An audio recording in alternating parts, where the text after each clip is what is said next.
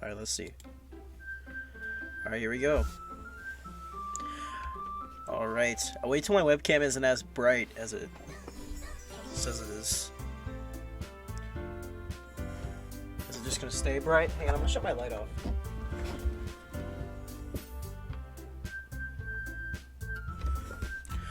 Alright. And I'm gonna have to change webcam quality.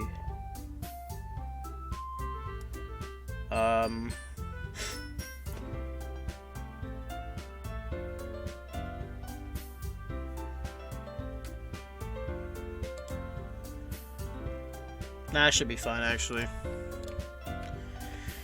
Alright. Alright,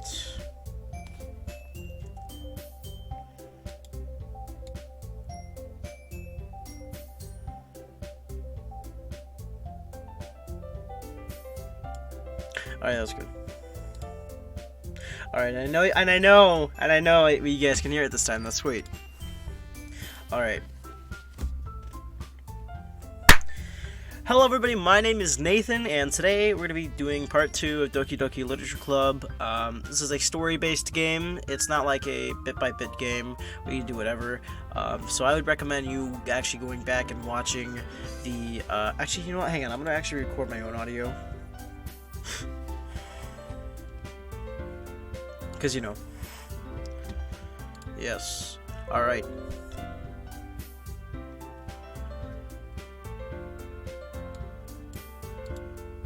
Alright, I think I'm going now. I hope I am.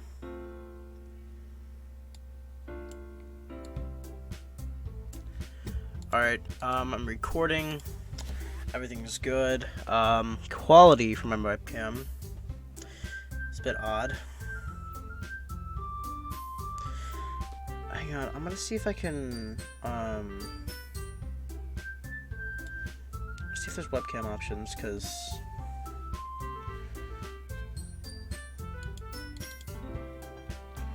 USB camera, configure brightness. Oh, hang on, give me a second. Alright.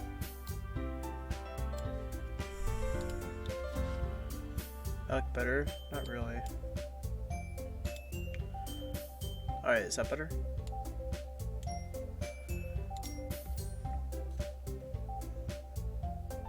No.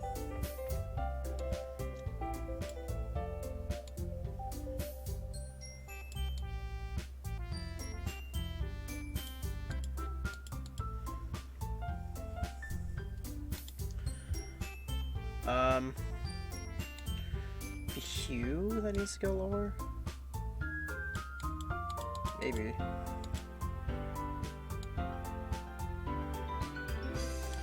Actually, I think hue is good.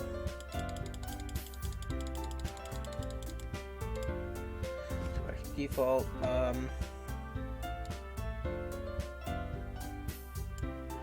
Go gamma all the way low. Would gamma have to be up? Nope, that makes it worse. Very good to know.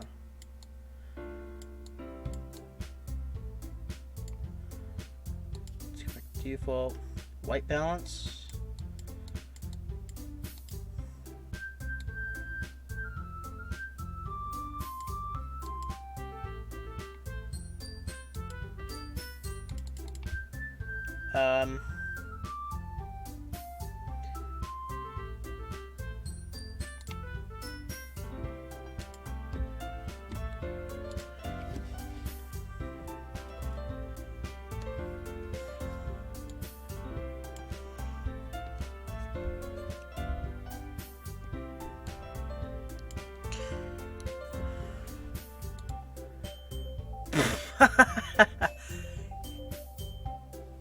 Alright. No, gain, 0. 0, okay.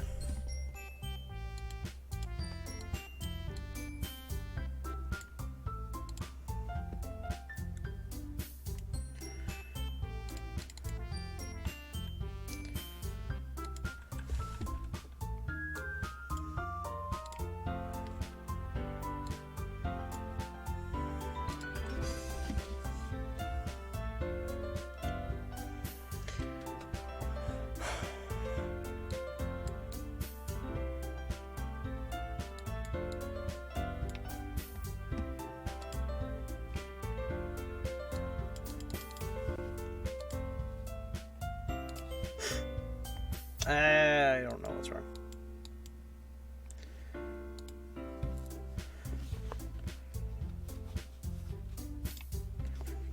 Exposure?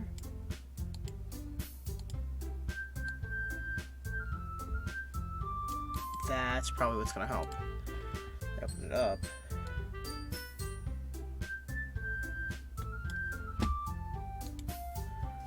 Ew, it works. Hey, hey, sweet. Alright.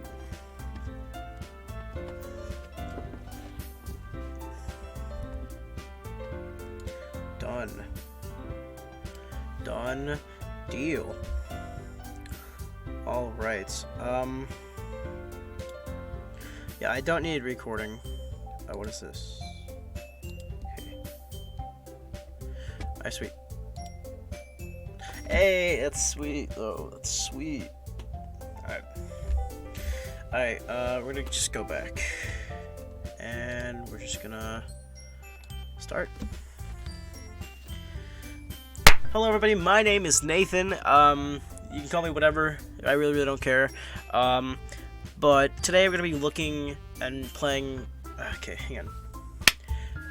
Hello everybody, my name is Nathan, and today we're going to be doing our second playthrough, or not playthrough, our second episode of Doki Doki Literature Club. Now, this game is rated on Steam for psychological horror, so I would not recommend you watching this if you have depression, anxiety, ADHD, or anything like that.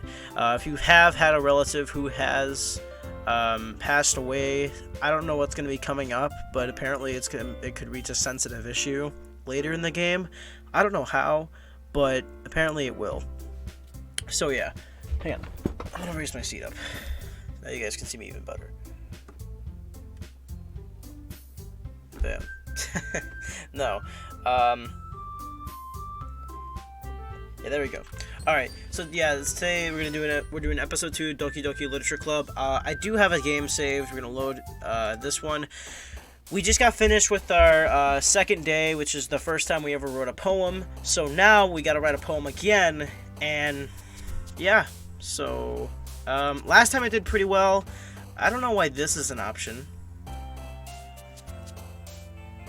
Should I do it? Should I do this just to see who jumps? We're already like a minute into the video, so that's pretty fun. I'm gonna press suicide. Let's see who jumps. Okay, Yuri. I'm kind of not surprised about that just by the way she acts. Sparkle. Let's do Vertigo. Let's do Fluffy. Romance. Desire. Beauty. Smile. Crimson. Marshmallow. Mouse. Kiss. I'm just choosing ones that catch my eye, so Bubbles. Extraordinary. Doki Doki. What does Doki Doki even mean? Let's go with horror. I like a nice horror game, obviously. Calm. Alone. Hurt. Peace. And vanilla. Alright, sweet. I think I got it pretty equal there. Another day passes and it's time for the club meeting already. I've gotten a little bit more comfortable here over the past couple days. Entering the club room, the usual scene greets me. Hi, Nathan. So, Sayori, looks like you're in a good mood today. I'm just still not used to you being in the club, that's all. I see. That's a pretty simple thing to get you into a good mood. But I guess it's always the simple things with you anyway. Speaking of which, I'm kinda hungry. Will you come with me to buy a snack? No thanks. Eh? That's not like you at all. I have my reasons. Why don't we take a look at your purse, Sayori? Eh? Well, that, all of a sudden, no reason, really. I just wanted to look at it. Sayori nervously retrieves her coin purse. She fumbles with the latch and gets it open.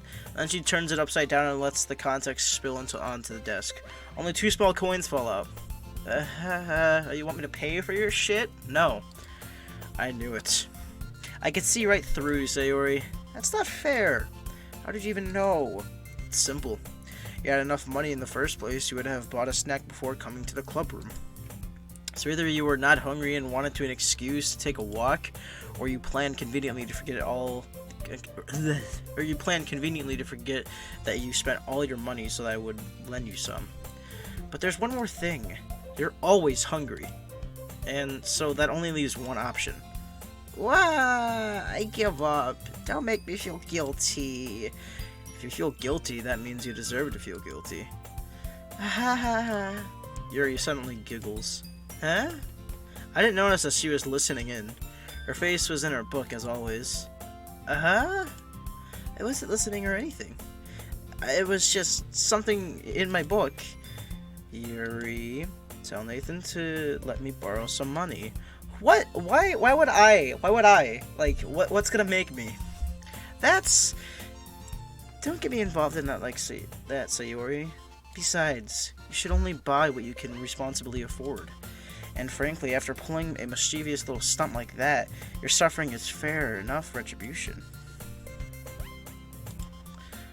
Did I didn't mean it like that. I got too absorbed in my book.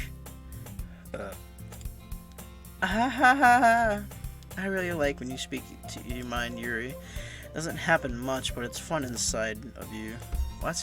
Did I read that right? I don't think I did. There's no way you could think that. You were right, though.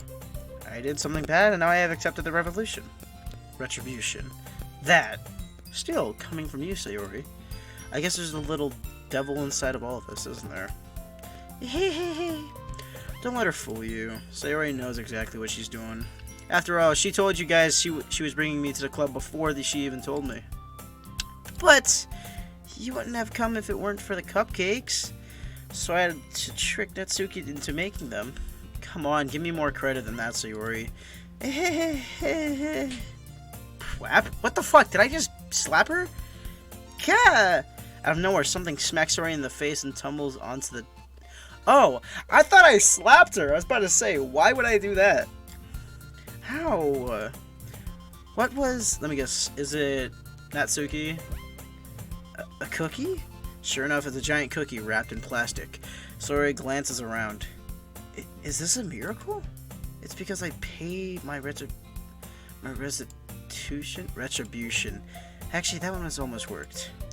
I was just gonna give it to you. But then I heard you blab about the cupcakes. And it's totally worth seeing your reaction, though. Natsuki? That's so nice of you. I'm so happy. Sayori hugs the cookie. Why? No, just eat it. Jeez, just eat it. Okay. Sayori rapidly tears open the wrapper and takes a big bite. So good. Oomph. Sayori suddenly claps her hands over her mouth. I bit my tongue. You're going through a lot over just this one cookie. Natsuki takes a bite of her own cookie. Yours looks really good too, Natsuki. Can I try it? Jeez. Beggars can't be choosers. But yours is chocolate. Yeah, why do you think I would give you that one? Fine. Still, I'm really happy that you shared this one with me. Sayori gets out of her seat and goes behind Natsuki, then wraps her arms around her. Jeez. I get it. Cookie still in hand, Natsuki reaches up to nudge Sayori off of her.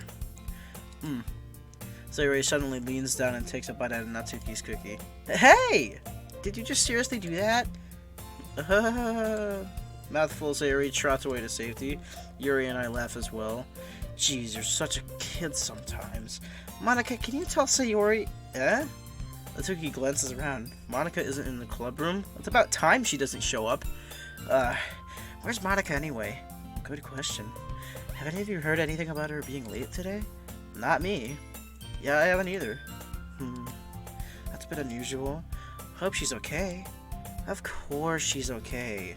She probably just had something to do today. She's pretty popular after all. Huh? You don't think she has a... I wouldn't be surprised. She's probably more desirable than all of us combined. Hey, that's true. Excuse me? Oh, here comes this Karen of a little fucking... Suddenly the door swings open. Sorry, I'm super sorry. There you are. I didn't mean to be late. I hope you guys weren't worried or anything. Eh? Monica chose the club over her boyfriend after all. Wow, you bitch. You're so strong-willed. Boyfriend? What on earth are you talking about? Monica quizzically glances at me. Never mind that. Well, what held you up anyway?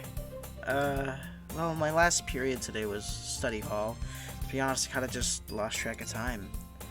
Isn't there a bell that specifically is there for that reason? Or... That makes no sense, though. You would have heard the bell ring. Oh, okay. Just repeat what I'm saying, then. I must not have heard it since I was practicing piano. Piano? In study hall? I wasn't aware that you played music as well, Monica. I don't, really. I just kind of started recently. I've always wanted to learn piano. That's so cool. You should play something for us, Monica. That's... Monica looks at me. Maybe once I get a little better, I will. Yay! That sounds cool. I also look forward to it.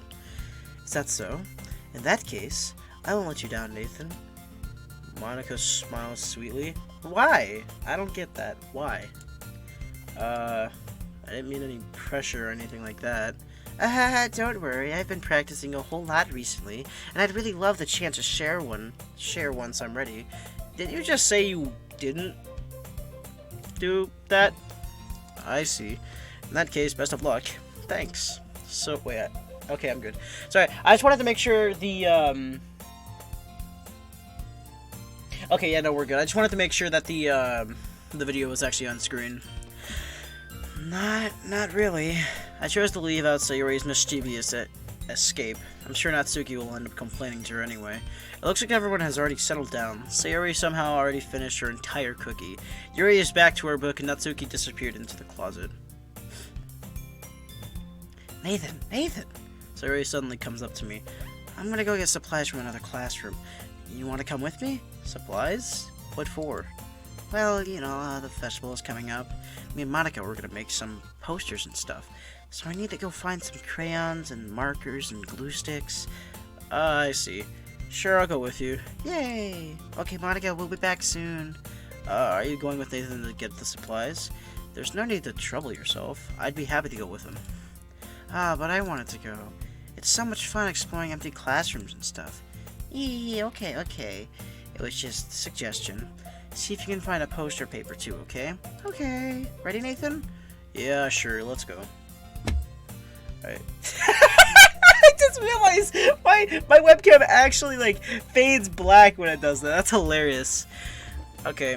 I'm just gonna save right here. Load this one. Yeah. Sayori and I exit the club room. I follow behind as Sayori hums and skips around the hallway. Honestly, it feels like I'm taking a kid to the mall or something. Sayori finds pleasure in the simplest things sometimes. Hey, Sayori, what exactly are we doing in for the festival anyway? I'm not sure how you would make an event out of literature. Me and Monica have planned it all out. Don't you worry. Whatever the fuck. Is that so? Yep. We're gonna do a poetry performance. A performance? Of what kind? Well, everyone is gonna take turns on stage and recite their favorite poems. That sounds kind of dull. Yeah, public humiliation is not something a lot of people want to do. I don't think that's, you know. Nathan, you're not thinking about the right way at all. It's not just about reading poems, it's about performing them. Like you say in the lines of the poem, like, between my feet, the last remaining flower beckons to me. I twist the stem, freeing it from the clinging roots,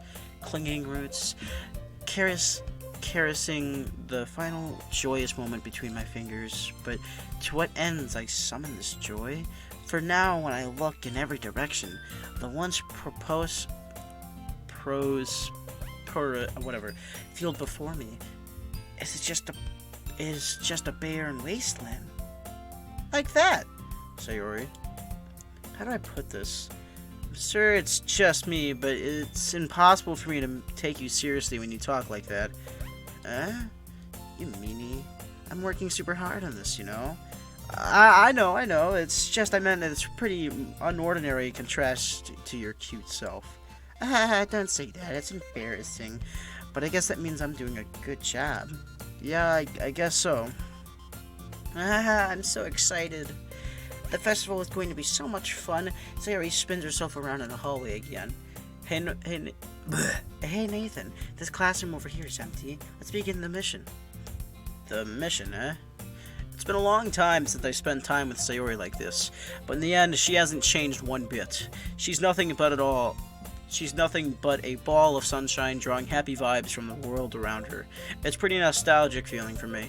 As the years went by, I began to hole myself up in my room more and more, so going adventuring with Sayori brings about a special sort of feeling I forgot I had in me. The two of us enter the classroom. Sayori heads straight to the closet and I follow. Let's see what we have in here. Crayons? Sayori pulls out a box of crayons off the shelf. They're the best brand too. They're kind of dirty though. Sayori starts pulling various crayons out of the box, reading the color names. Alright, that's one down. Don't get distracted, we still need to find... Wait, I'm looking for my favorite color. Fine. But at least move aside so I can look for the poster paper. I dropped one by accident. Smack? What the fuck? Yeah. Sayori bends over and smacks her forehead right into the shelf. Oh, okay.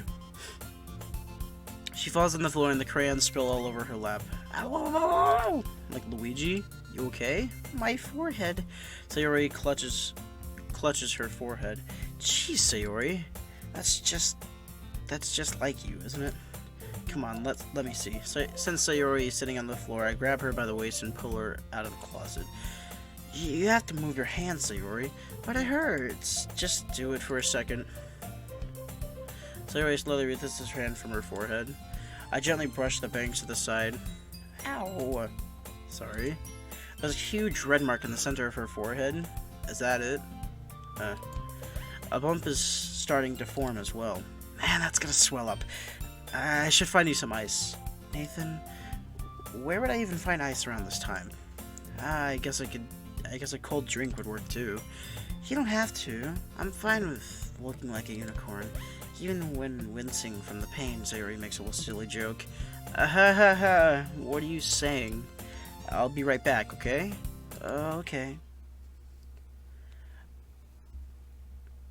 Music just went quiet. Legitimately, desktop audio is completely silent. It's not my headphones, so I just realized my headphones were a little bit lower. I put Sayori on the shoulder and ran out into the hallway. I locate the nearest vending machine. What should I get? Doesn't really matter since it would be used as an ice pack rather than a drink. I know Sayori likes apple juice, so I purchased that one. In just a moment, I'm already returning to the classroom where I left Sayori. She has one palm on her forehead and is using the other hand to clumsily scoop the crayons into the box. At least they were already in the wrong spots before I spilled them. Sayori, here. I hand Sayori the bottle of apple juice. It's nice and cold. Sayori opens the cap and starts drinking from it. Sayori, what are you doing? It's for your forehead, idiot.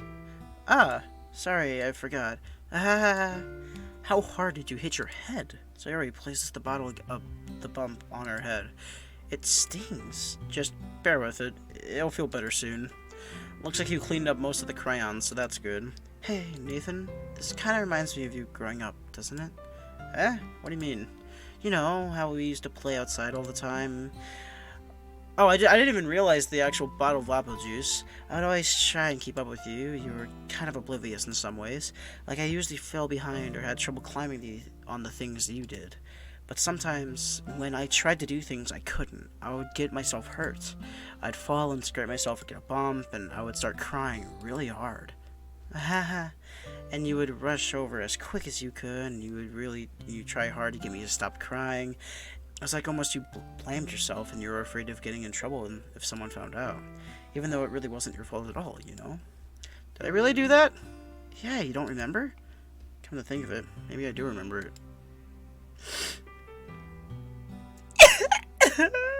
No. I guess I always so focused on my games that I didn't pay enough attention to you. She has a huge fucking eye and a tiny ass nose. So, in a way, it was my fault? Kinda like this time, too. If I wasn't rushing you out of the closet, I probably wouldn't have hit your head. Nathan, I don't think you realize it, but you're always thinking about other people.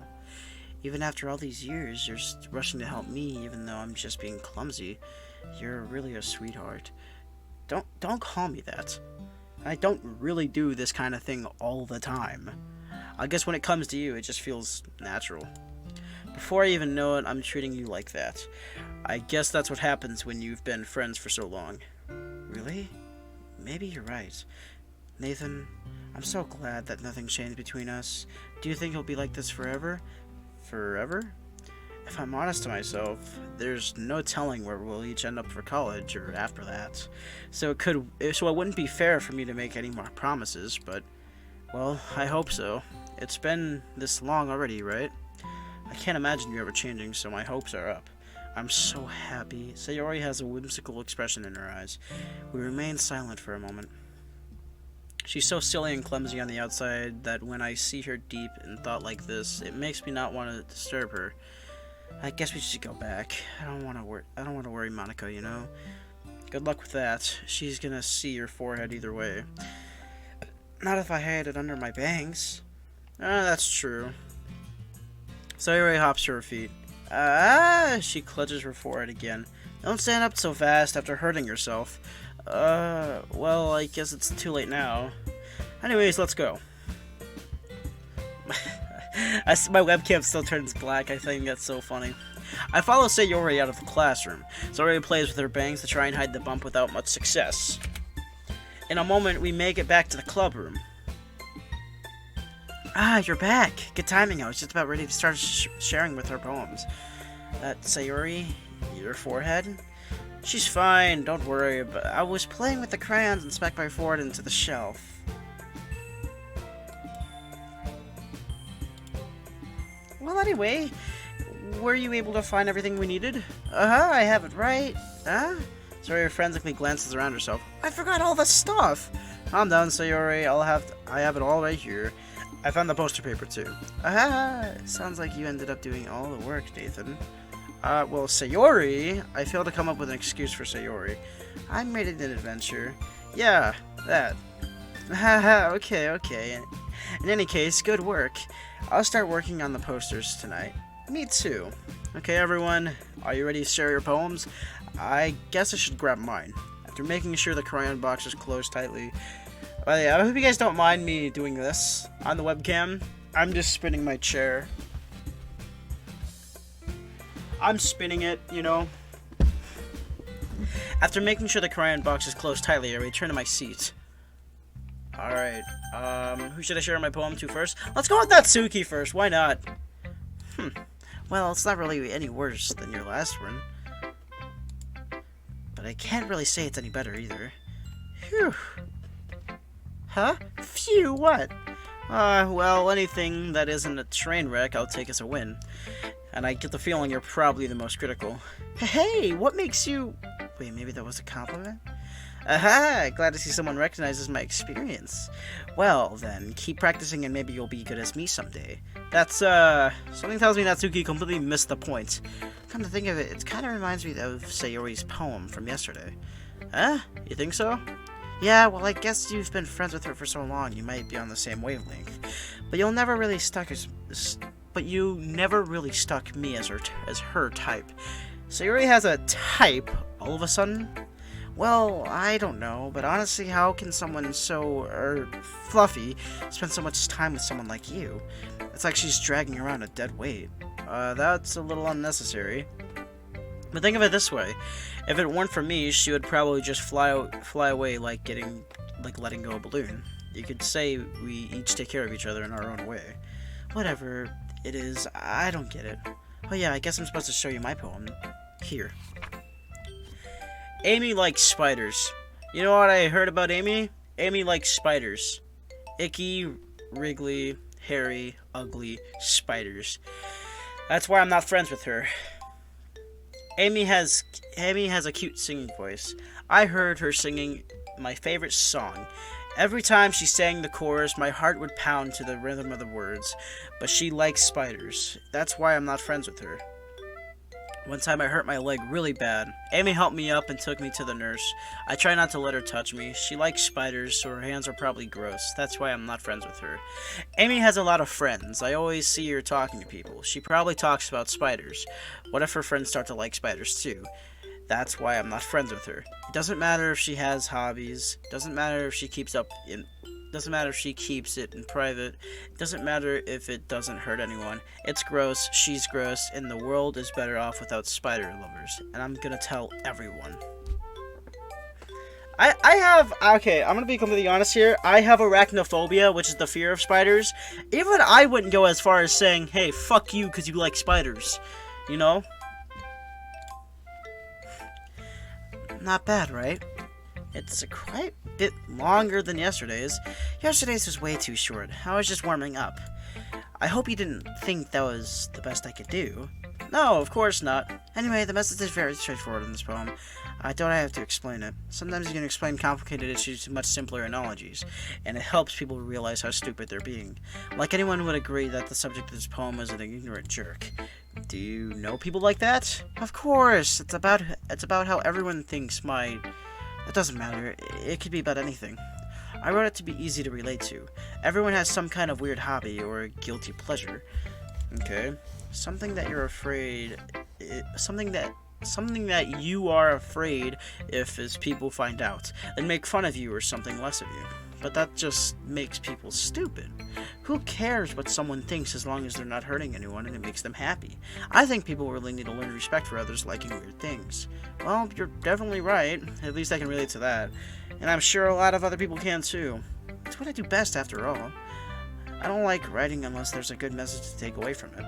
Like conveying emotions is important, but I want to make people think, not just feel. Remember that? I'm going to write down a good one for tomorrow, so look forward to it. Okay. Let's go with Yuri next, and then Sayori. Let's see what you've written today. Well done, Nathan. Your skills are already improving. Really? Thanks, Yuri. Coming from you, that means a lot. It's nothing. I'm just happy to help inspire fellow writers. I know you're new to this, so I don't worry too much if it seems like you can't get your poem to feel perfect. You don't need to be afraid to be a little more daring. Metaphors can go a long way. Don't feel like you need to work your brain like turning a bunch of gears. Try letting your mind wander through your feelings and write down the things you see and hear.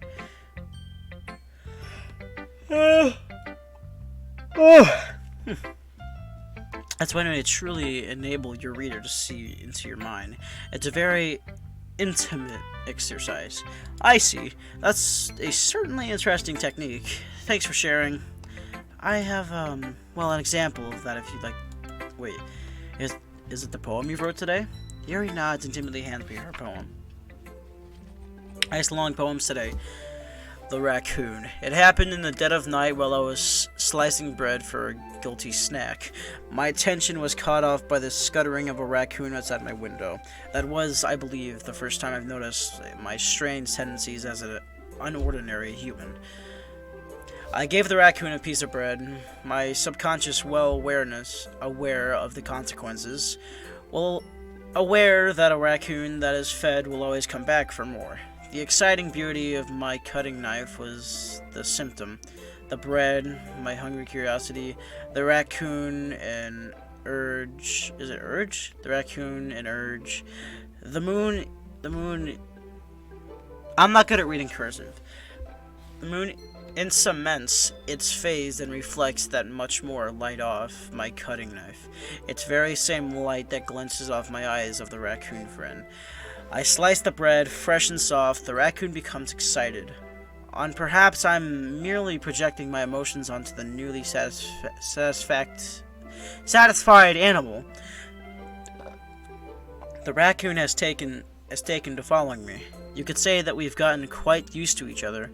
The raccoon becomes hungry more and more frequently, so my bread is always handy. Every time I brandish my cutting knife. The raccoon shows me its excitement. A rush of blood. Classic Pavlovian conditioning. I slice the bread and I feel myself again. And I feed myself again, not feel. It was a little more daring with this one than yesterday's. I can see that. It's a lot more metaphorical. I don't know if it's my fault, but I can't begin to imagine what this poem is about. That's right, it's a bit closer to my preferred writing style, using the poem as a canvas to express the vivid imagery and conveying emotions through them.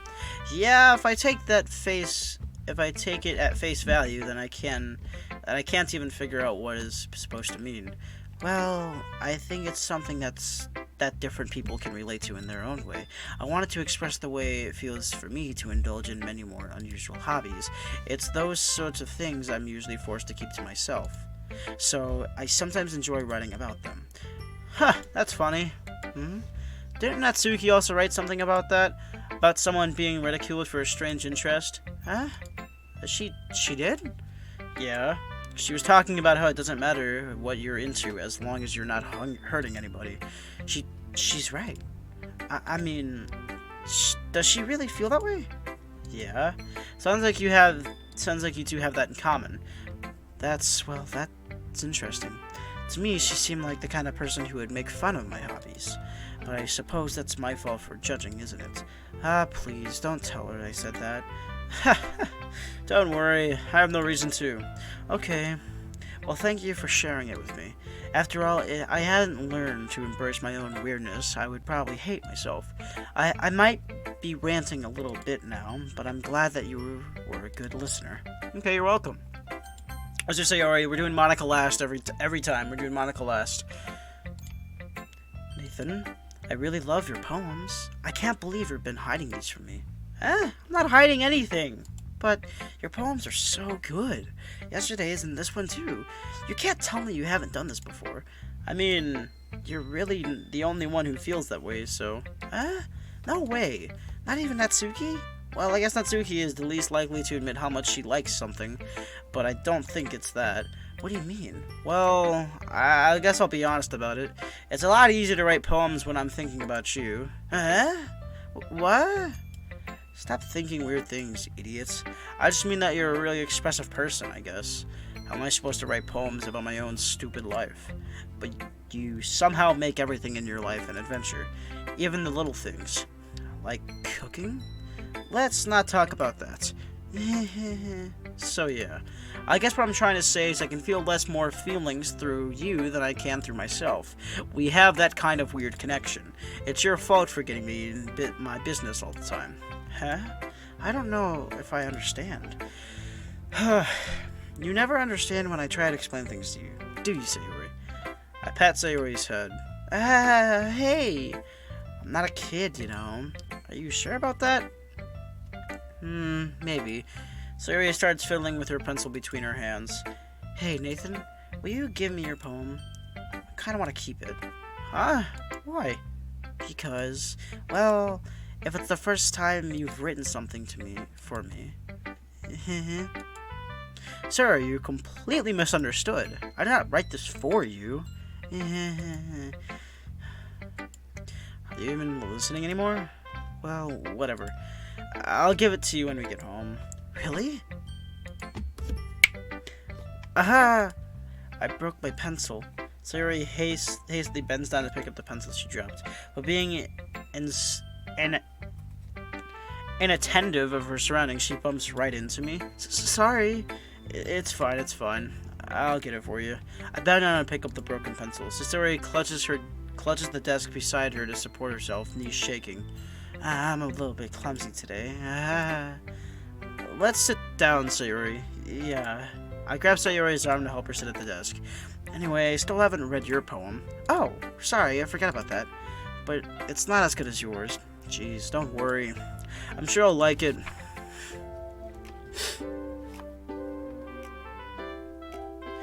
Bottles. I pop off my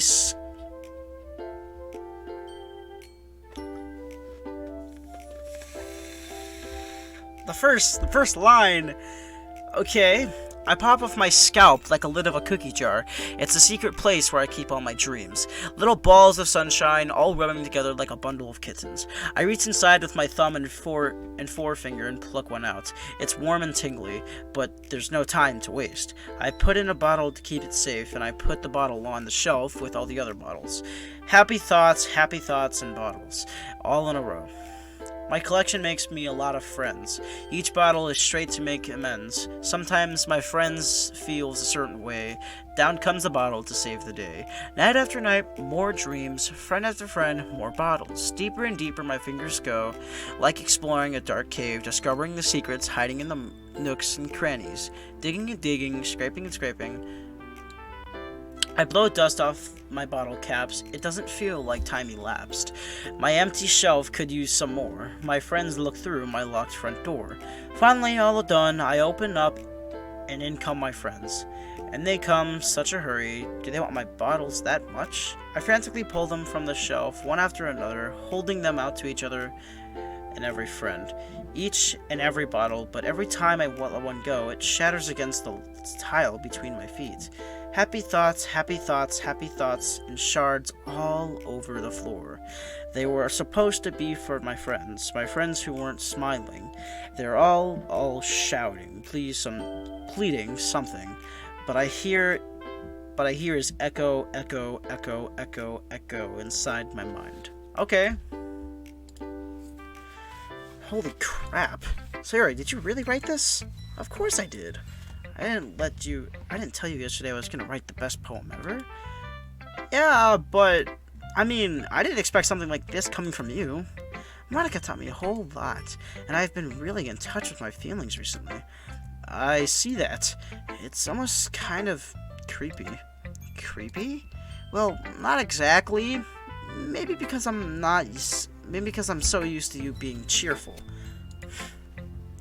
Well, never mind. I'm thinking too hard about it. The point is, it came out good, so you should be proud of it. Aw, thanks. I feel like it was meant to express myself this way. It even helps me understand my own feelings a little bit better. Writing is like magic. You've gotten pretty passionate about this, huh? I hope you keep it up. Yeah, writing is the best. I'm gonna keep writing until I die. Don't get ahead of yourself. Sayori's always had a habit of getting obsessed with something before dropping it into more than a week later. I wonder if this is one of those times. But seeing the passion in her eyes makes it harder for me to be pessimistic. I don't know. Who should I show my poem to next? Oh, let's go to the map. No, gotta go to Monica. I still like how my webcam just flickers, you know? Hi again, Nathan. How is the writing going? Alright, I guess. I'll take that. As long as it's not going to be bad. I'm happy that you're applying yourself. Maybe soon you'll come up with a masterpiece. I wouldn't count on that. You never know. Want to share what you wrote for today? Sure, here you go. I'll give my poem to Monica. Alright, it's pretty good. It makes me think of Sayori, like the other one that you wrote. You two are like the dynamic duo. That's kind of exaggerating it. Yeah, probably, but you do spend a lot of time with her even in this club, don't you? Then again, I don't blame you for being a little shy. I'm not shy, it's just... I'm just teasing. I know it takes a bit of time to make friends with everyone. What was that? But Yuri and Natsuki are super interesting people, so don't be afraid to give them their share of time. And you could talk to me every now and then, too. I'm not, like, unapproachable or anything, am I? Oh, no, it's not like that. I'm just still getting used to being here, that's all. Yeah, I'm sorry if I was putting pressure on you or something. I really didn't mean it like that. No, don't worry. I get what you were saying. Well, alright. But anyway, do you want me to read my poem now? I like the way this one turned out, so I hope you do too. Alright, let's take a look. Save me. The colors, they won't stop. Bright, beautiful colors, flashing, expanding, piercing, red, green, blue, an endless capacity of meaningless noise. The noise, it won't stop. Violent, grating waveforms, squeaking, screeching, piercing. Sine, Cassine Tangent. I like playing a chalkboard on a turntable. I like playing a vinyl on a pizza crust. An endless poem of meaningless. Load me.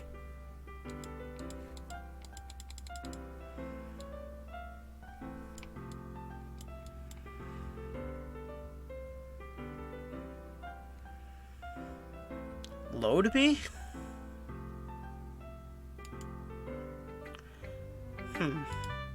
It's even more abstract than your last one. Huh.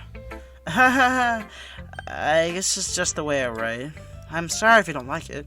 No, I never said that. It's just kind of a thing I've never really seen before, I guess. I kind of like playing with my space on the paper. Choosing where and how to space your words can totally change the mood of the poem. It's almost like magic. The way I wrote the lines really short makes it feel like they're trying to speak over the noise. I see.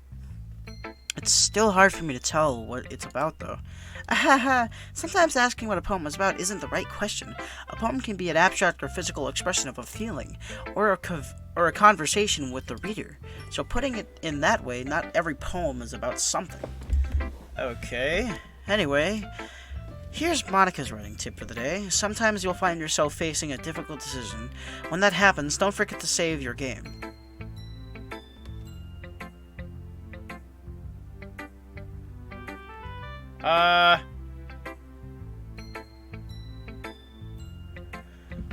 Okay? Remind me how you know that this is a game? What? You never know when you might change your mind, or when something unexpected may happen. Wait, is this tip even about writing? What am I even talking about? That's my advice for today. Thanks for listening. Okay. Okay, everyone, we're all done reading each other's poems, right? I had something extra planned for today, so if everyone could come sit at the front of the room. I'm gonna say that was probably just a hint. That was probably just a hint of what to do, so, you know. Is this about the festival? Well, sort of. Do we really have to do something for the festival? It's not like we can put together anything good in just a few days. Well, just end up embarrassing ourselves instead of getting any new members. That's a concern of mine as well. I don't really do too well at last-minute preparations. Well, don't worry too much. We're going to keep this simple, okay? We don't need much more than a few decorations. Sayori has been working on posters, and I've been designing some pamphlets that we can give out during the event. Okay, that's great and all, but that doesn't tell us what we're actually going to be doing for the event. Sorry, I thought you'd heard it already. We're going to be performing. Performing? Monica? Yeah, we're going to be having a poetry performance. Each of us are going to be choosing a poem to recite during the event. But it's the cool part of it is we're also going to let everyone else come up with and recite poems too. So you're always putting in all the posters in case anyone wants to prepare ahead of time. I was about to say, where's she at? Yuri does not seem happy about that. So Yuri, who's been coloring a poster, holds it up for us to see. Are you kidding me, Monica? You didn't already start putting up those posters up, did you? Well, I did. Do you really think it's that bad of an idea? Well, no. It's not a bad idea, but I didn't sign up for this, you know? There is no way I'm going to be performing on a stage in front of a group of people like that. I agree with Natsuki. I could never see in my life do something like that. Imagining it, Yuri shakes her head in fear. Guys, no, Sayori. I understand where they're coming from. Remember that Natsuki and Yuri have never shared their poems with anyone until just a couple days ago. It's a lot to ask for them to recite their poems out loud to a whole room full of people. I guess I kind of overlooked that. So, sorry. But I still think we should give it our best. We're the only ones responsible for the fate of this club. If we start the event and each put on a good performance, then it would inspire others to do the same. And the more people will perform, the better we'll be able to show everyone that literature is all about. Yeah, it's all about expressing your feelings, being intimate with yourself, however you say that, finding new horizons, and having fun. That's right. And it's those reasons that we're all in this club today. No, not for me at least. don't you want to share that with others to inspire them to find the same feelings you brought here in this first place? I know you do. I know we all do. And if that takes it standing in front of the room for 2 minutes and reciting a poem, then I know you can do it. Natsuki and Yuri remain silent. Sayori looks worried. I guess that leaves me no choice. I agree. I don't think it's too much to ask. I mean, I think that Sayori and Monika have been trying really hard to get new members. The least we can do is help them out a little bit. Well, maybe, but it looks like Natsuki doesn't have any arguments left. Okay, fine. I guess I'll have to get it over with. Alright. Phew. Thanks, Natsuki. What about you, Yuri? Yuri dejectedly glances around at everyone else's expectant faces. I guess I don't really have a choice. That's everyone! You're the best, Yuri. This club is seriously going to be the death of me. Oh gosh. You'll be fine, Yuri. But anyway, let's move on to the main event. I want each of you to choose a poem of yours. We're gonna be practicing reciting them in front of each other. No way! Monika, this is too sudden. Well, if you can't recite your poems in front of the club, how do you expect to do it in front of strangers? Oh no, don't worry. I'll start off by helping everyone feel a little bit more comfortable. Can I go next? Of course. Now let's see. Monika flips through her notebook and to a specific poem that she has in mind for herself, and then she stands behind the podium. The title of the poem is The Way They Fly. Mana begins reciting her poem. Her clear, confident voice fills the room. More than that, her inflection is pristine. Inflection, is that how you say that? She knows exactly how to apply emotion behind each line she recites, bringing the words to life. It is something that she's done before, or she is simply a natural. I glance around at everyone. Everyone has their eyes on Monika. Sayori looks amazed. Yuri has an intense expression on her face that I don't understand. Finally, Monika finishes her recreation. The four of us applaud. Monika takes her breath and smiles. That was so good, Monika. Thank you so much. I was just hoping to set a good example. Are you ready to go next, Sayori? I'll go next. What? Yuri's fired up all of a sudden. Yuri clutches a sheet of paper between her hands and stands up. Keeping her head down, she walks quickly over to the podium. This poem is called... Yuri anxiously glances at each of us. So, can you do it, Yuri? It's called... After Image of a Crimson Eye. Yuri's voice shakes as she starts reading the poem. Just a moment ago, she practically refused to do this. Why is she suddenly putting so much effort in? As Yuri gets past the first couple of lines, her voice changes. It's almost like what happens when Yuri gets absorbed into her books. Her quivering words transform into sharp syllables of a fierce and confident woman. The poem is full of twists and turns in a structure. Oh my god, I love sometimes when I just can't read. The poem is full of twists and turns and a structure that with perfect timing. This must be a rage of glimpse into the whirling fire Yuri keeps concealed inside of her head. Suddenly, she's finished. Everyone is stunned. Yuri snaps back into reality and glances around her as she bewildered even herself. It's up to me to save this situation. I'm the first to start applauding. Everyone joins me afterward, and we give Yuri the recognition she deserves. It's not that we didn't want to applaud for her, but we were so caught off guard that we must have forgotten. As we applaud, Yuri holds up the poem to her chest and rushes back into her desk. Yuri, that was really good. Thank you for sharing. Yuri's quiet. Looks like Yuri is down for the count. Okay, I guess I'm next then. So Yuri hops out of her chair and cheerfully walks up to the podium. This one's called My Meadow. Sorry, I giggled. Hey, Sayori. It's a lot harder than I thought. How did you guys do it so easily? Try not to think of like you're reciting it to other people. Imagine you're reciting it to yourself, like in front of a mirror or in your own head. It's your poem, so it'll come out the best that way. I see. Okay then. Sayori begins her poem. Somehow it feels like her soft voice was made a perfect match. The poem isn't aimlessly cheery like Sayori was. It's serene and bittersweet. If I were to read this poem on paper, I probably wouldn't think much of it, but hearing it come from Sayori's voice almost gives it a whole new meaning.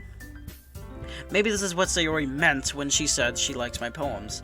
It's like I get to reach more deeply into someone that I thought I knew through and through.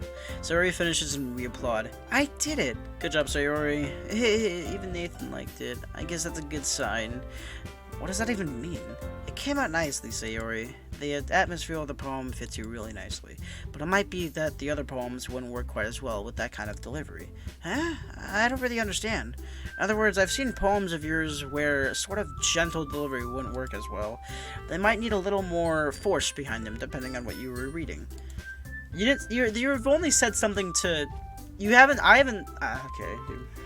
You haven't said anything to Yuri, you're only saying it to Sayori. I would say to Yuri, just be confident from the start. Get yourself pumped for it. Maybe start reading a book or two. But, yeah, she didn't say anything. Oh, I know what you mean. Well, I've been practicing that kind of thing. It's just embarrassing to do it in front of everyone. The next time, I'm going to make you pick a poem that challenges you a little more. We don't have much time before the festival, you know? Okay. Now, who's next? Natsuki? Don't make me go before Nathan. Not like I can compare it to you guys anyway. Yeah, I know. Might as well let Nathan lower everyone's standards a little bit before I have to do it. Natsuki! It's fine. Might as well get it over with. But it's not like I have much of a selection over what to read. I'll just go with the one that I wrote for today. I'll stand up and step in front of the podium. Everyone has their eyes on me, giving me a feel terribly awkward. I recite my poem. Since I'm not exactly confident with my own writing, it's hard to put energy into it. Despite that, once I finish, I receive applause anyway. Sorry I'm not really good at everyone else. Don't worry about it so much. I think it's less of your abilities and more of your lack of confidence in your writing. That's something that I'll improve over time, though. Yeah, maybe. Alright then. It just leaves you, Natsuki. Yeah, I'm going. Natsuki begrudgingly gets out of her seat and makes her way to the podium. The poem is called. It's called. Why are you looking at me? Because you're presenting? Anyway, the poem is called Jump. Natsuki takes a deep breath. Once she starts reciting the poem, her sour attitude disappears a little. While she's still a little. God, I don't know why.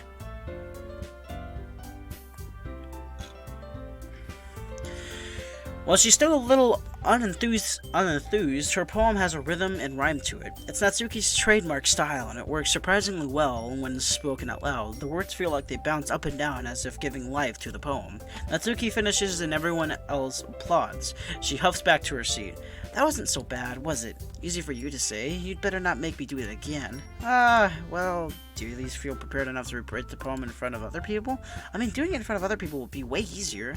I could put on whatever face I want for other people. But when it's just my friends, it's just embarrassing.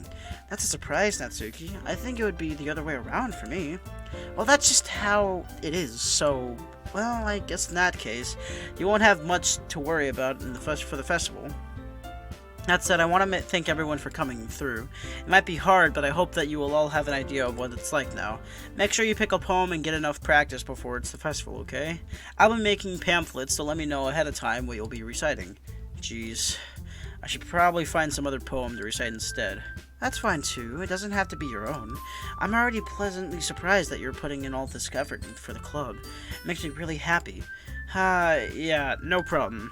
Okay, everyone. I think that's about it for today. I know the festival's coming up, so let's try and write poems for tomorrow. It's been working out really nicely so far, so I'd like to continue that. As far as the festival, we'd finish planning tomorrow, and then we'll be able to have the weekend to prepare. Monday's the big day. I can't wait! I can do this. Alright. I stand up.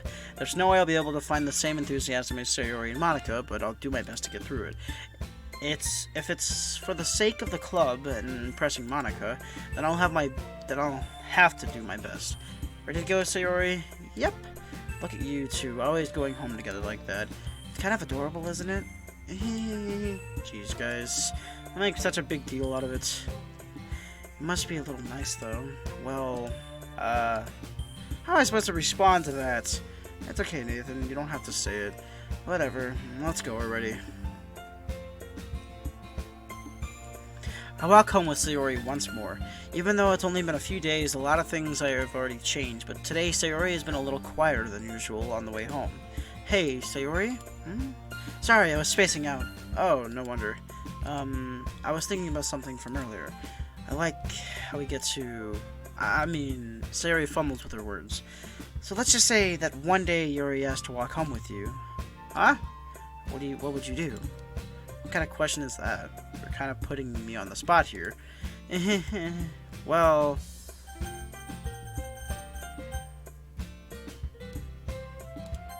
This is the part Monica was talking about. That's good to know.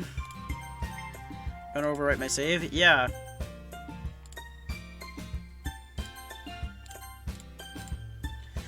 I'm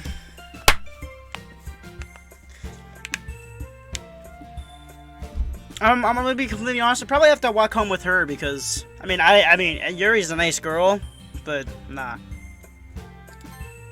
Sayori, you really think I would ditch you for Yuri? Huh? But she's so beautiful and smart. Jeez, I already see her in the club every day. Besides, you really like going home together. I wouldn't just ruin that for you. You're so silly, Nathan. You think about me so much sometimes. Yuri would deserve it if she wanted it so. Sayori, I've already made up my mind. I really can't figure you out sometimes. Sorry. Besides, what's the point in speculating something that's never going to happen? The conversation trails off. It's kind of weird things for Sayori to care so much about, but I want to respect her and keep her happy too. Then again, the festival is only a few days away. Who knows what will happen in that time?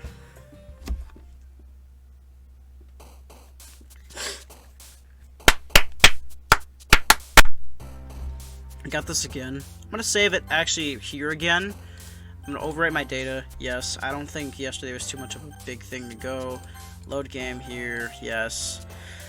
Let's go with clumsy. Let's go with hop. Let's go with contamination. Let's go with cloud. Let's go with eternity. Let's go with pink. Let's go with excitement. Let's go with kiss. Let's go with childhood. Let's go with cry. Let's go with vertigo. Judgment. Extraordinary. Jumpy. Hope. Comfort. Rainbow. Vivid. And marshmallow. Alright, one more. Let's go with captive. Why not? Probably looked weird. Oh man, last one here again. Don't worry, I just walked into. Where were you? Were you practicing piano again? Yeah, haha. You have a lot of determination. Trying this club and now picking up piano? Well, maybe not determination, but I guess passion. Remember that the club wouldn't be here if it wasn't for all of you. And I'm super happy that you're all willing to help out for the festival, too. I can't wait for the festival. It's gonna be great. Weren't you complaining about it yesterday, Natsuki? Well, yeah, I'm not talking about our part of the festival, but it's a whole day of school where we get to play and eat all kinds of delicious food. Where's Sayori? Sound a little bit like Sayori all of a sudden. Monica, do they usually have fried squid? Squid? That's a pretty specific thing to look forward to. Oh, come on. Are you saying you wouldn't like squid? You, of all the people. I didn't say I didn't like it. Besides, what do you mean by you, of all the people? Because it's right in your name. What? Monica? What? That's not how you say my name at all. Also, that joke makes no sense in translation. Never mind. Let's just focus on our own event for today. Fine, fine. Your reactions aren't as fun as Yuri's or Sayori's anyways. Excuse me? Where's Sayori anyway? Oh, there you are. Sayori is sitting at a desk in the corner of the room, looking down at nothing. I walk over to her. Hey, Sayori? I wave my hand in front of her face. Huh?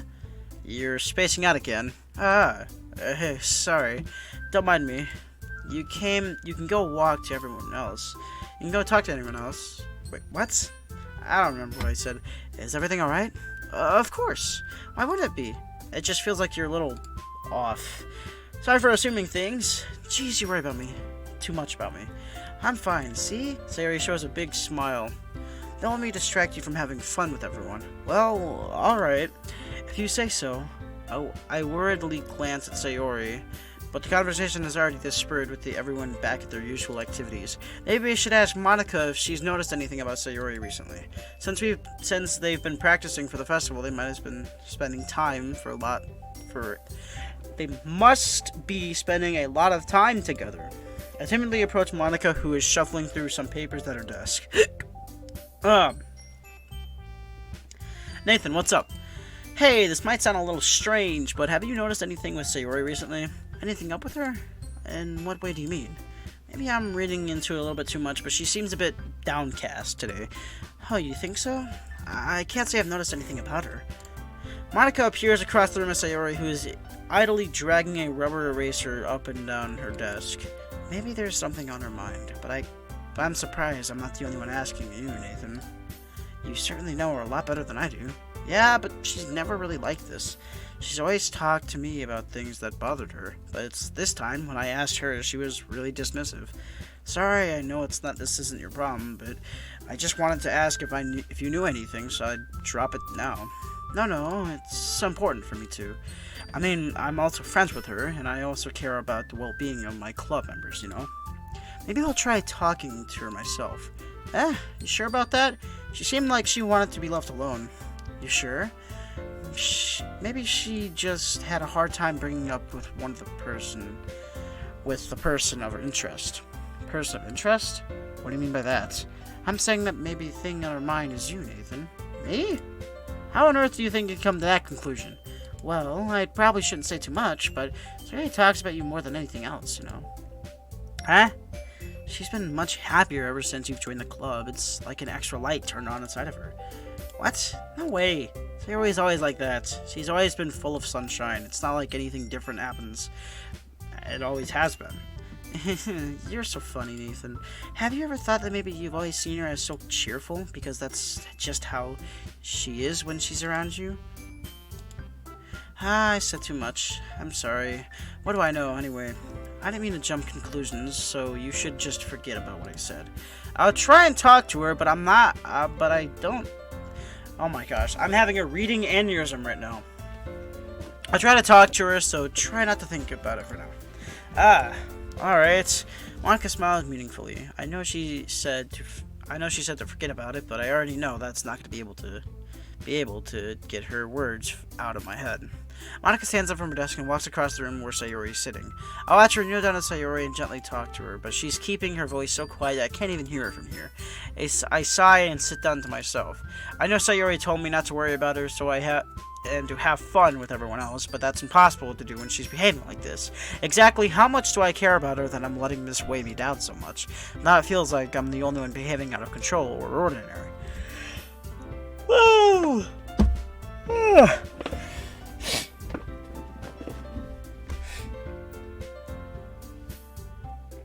But there's nothing I can do except for wait for Monica. Okay, everyone, after some time passes, Monica calls up to the club room. Why do we share our poems now? Before I knew it, everything was back to normal. Everyone goes to receive your poems, and I do the same. I make eye contact with Monica, and she smiles at me. I wonder what she was talking about with Sayori.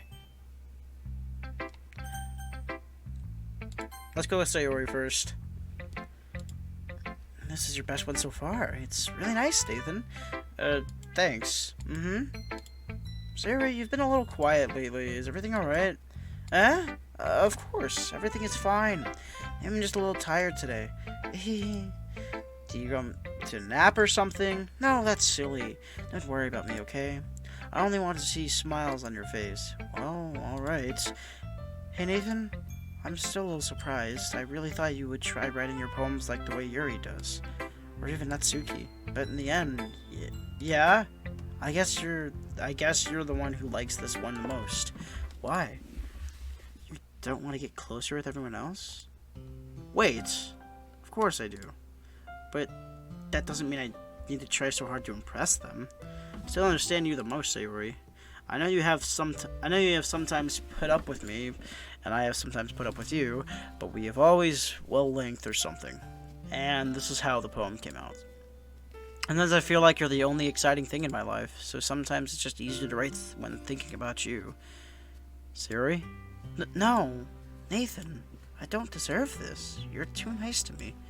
Why are you doing this? Sari has trouble keeping her voice steady all of a sudden. Oh, don't make her cry. She's literally just this ball of sunshine. Don't make her cry. If you had fun with everyone else instead, this would be so much easier. Sayori. I glance around the room and make sure nobody has noticed this.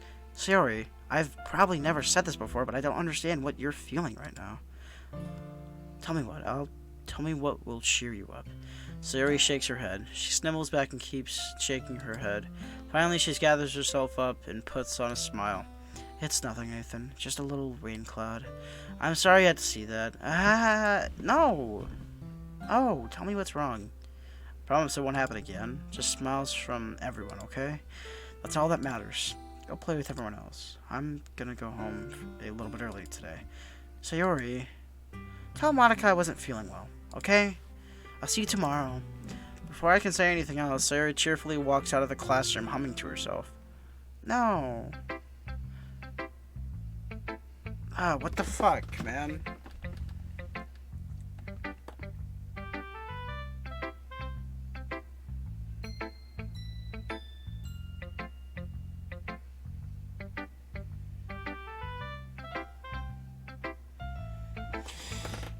Okay, well, she's gone for the day. I don't know why. Okay, let's go back to Yuri then.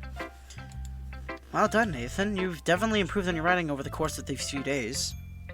I just realized I've been recording for nearly like an hour now. That's insane. I was losing so much track of time. Has my advice been helpful to you? Yeah, definitely. I'm glad. Sharing your writing like this, it's a lot more fun and rewarding than I anticipated. I need to remember to thank Monica. I think we all felt a little awkward at first, but now it seems that everyone is enjoying and sharing their writing and seeing what others think. I guess I can't really disagree. I was afraid this whole thing could be a chore, but it's a great way for me to spend some personal time with all the girls in the club. It's been a fun getting to know everyone and their writing, and I guess doing some writing myself. Well, have you learned anything about yourself, Nathan? Eh? Well, I like to say that writing is a very personal way to get in touch with yourself. In the end, it doesn't matter if you're a good writer or a bad writer. In the end, my opinions are just opinions, As always, I believe it's most important is exploring, and I didn't read that one part, I don't know why. That's comforting. I'm kind of afraid of disappointing you in some sort of way or another. Huh? Why me? Well, you're always sophisticated with your writing and have the most advice to share. Is that so? Yuri thinks for a good minute. That must be terrible. Eh? For me to have become someone whose opinions is fearsome? How unlikable of me. Yuri, it's not bad that you're making it sound that bad in your head. It's meant that I respect your opinion. I see. Sorry that I always overthink and come to those sorts of conclusions. I'm just a little used to it. Overthinking? Being disliked. Yuri, what am I saying? I'm sorry, I didn't mean to bring that up. Let's move on. Alright. Do you want to share your poem now? Okay, here. Beach. You know something I just realized, actually? I didn't get to read Sayori's poem. Okay, well that's a bit odd. Wonder what a poem was.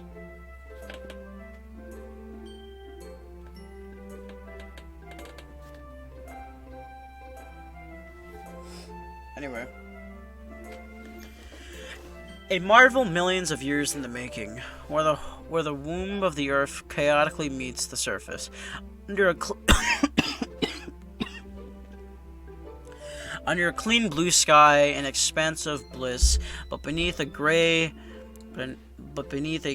rolling clouds, an endless enigma. The easiest world to get lost in is one of the where everything can be found. One can only be built as some sound as oh my gosh, I can't read right now. I'm sorry about this. It's probably just because of the fact it's cursive, but it's whatever. One can only build a sandcastle where the sand is wet, but where the sand is wet, the tide comes. Will it gently lick at you foundations until you give in? Or will a sudden wave send you crashing down in the blink of an eye? Either way, the outcome is the same. Yet we still build sandcastles.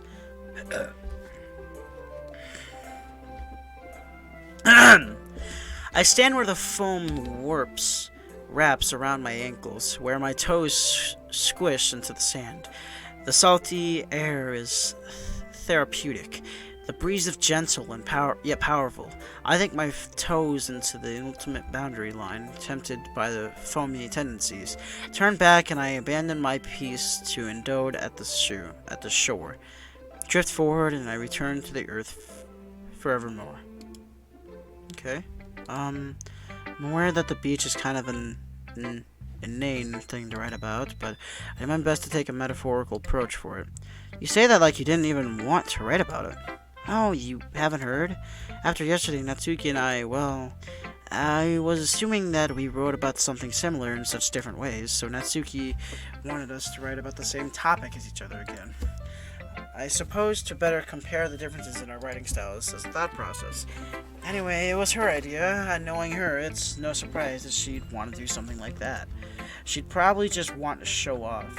It's not like I have a particular interest in writing her style, I just went with her request. But, well, I suppose it's not bad to write about something simple on occasion. It can be refreshing, you know? It's so good for me to calm my thoughts once in a while. Yeah, I think I can agree. Thanks for sharing. Alright, Natsuki, what's up? This one's alright. Alright? Well, yeah, about as good as yesterday's anyway. I see what you're going for, but it's not really my style. I mean, that's fine. I'm not mostly just glad that you're trying a little bit. Well, of course I'm at least trying. Why are you so emotionally invested in my poems anyway? Isn't that more of a compliant to me? Eh? No, gross. It's not like that. I care. It's just one of us in this club has to make sure you're not slacking off. Really. Well, what if you ended up just scaring me away? That's, it's not like you would actually do that. Yeah, you're right.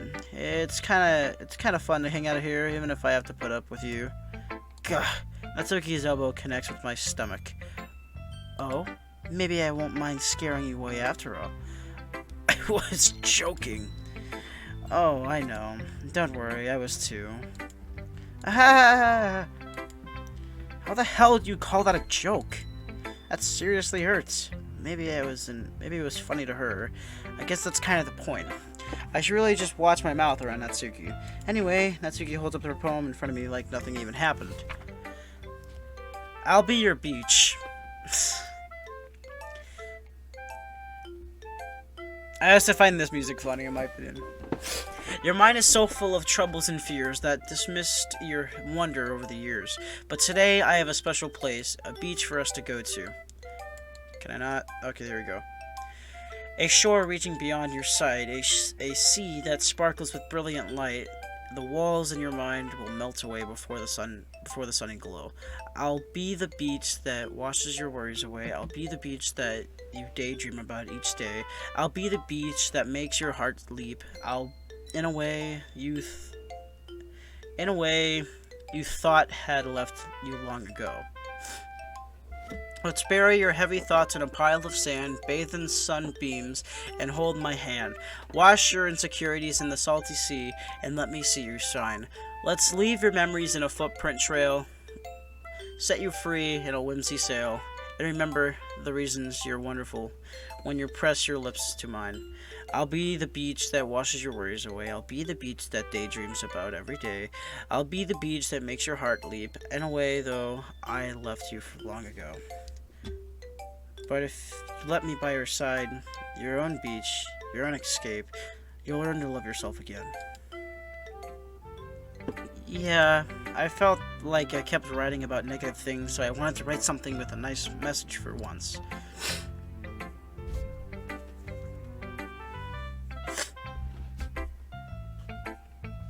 Besides, the beach is awesome. Kinda hard to write anything negative about the beach. Well, Yuri's take on it was a little more solemn. Well, geez, better not have said anything about mine. After all, she's the one who wanted us to write about the same topic. You can really see her doing that too. Making us write about the same topic and trying to impress me by coming up with something all fancy. Well, it's not like I care, I just did it anyway. I mean, I guess mine ended up being kind of a metaphorical too, but there's nothing wrong with doing that once in a while. At the very least, it's a good practice. Okay, let's go, Monica. Hi, Nathan. Have you thought about where you're going to submit your perform at the festival? Well, being in this club is one thing, but performing in front of a bunch of people? Yeesh. I'll have to give it some more thought.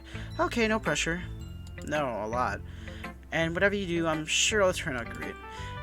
It would also make me happy to see. Hahaha. Anyway, let's take a look at the poem. Sure, let Monica take the poem I'm holding in my hands. Haha. It's kind of funny. How so? No, not the poem.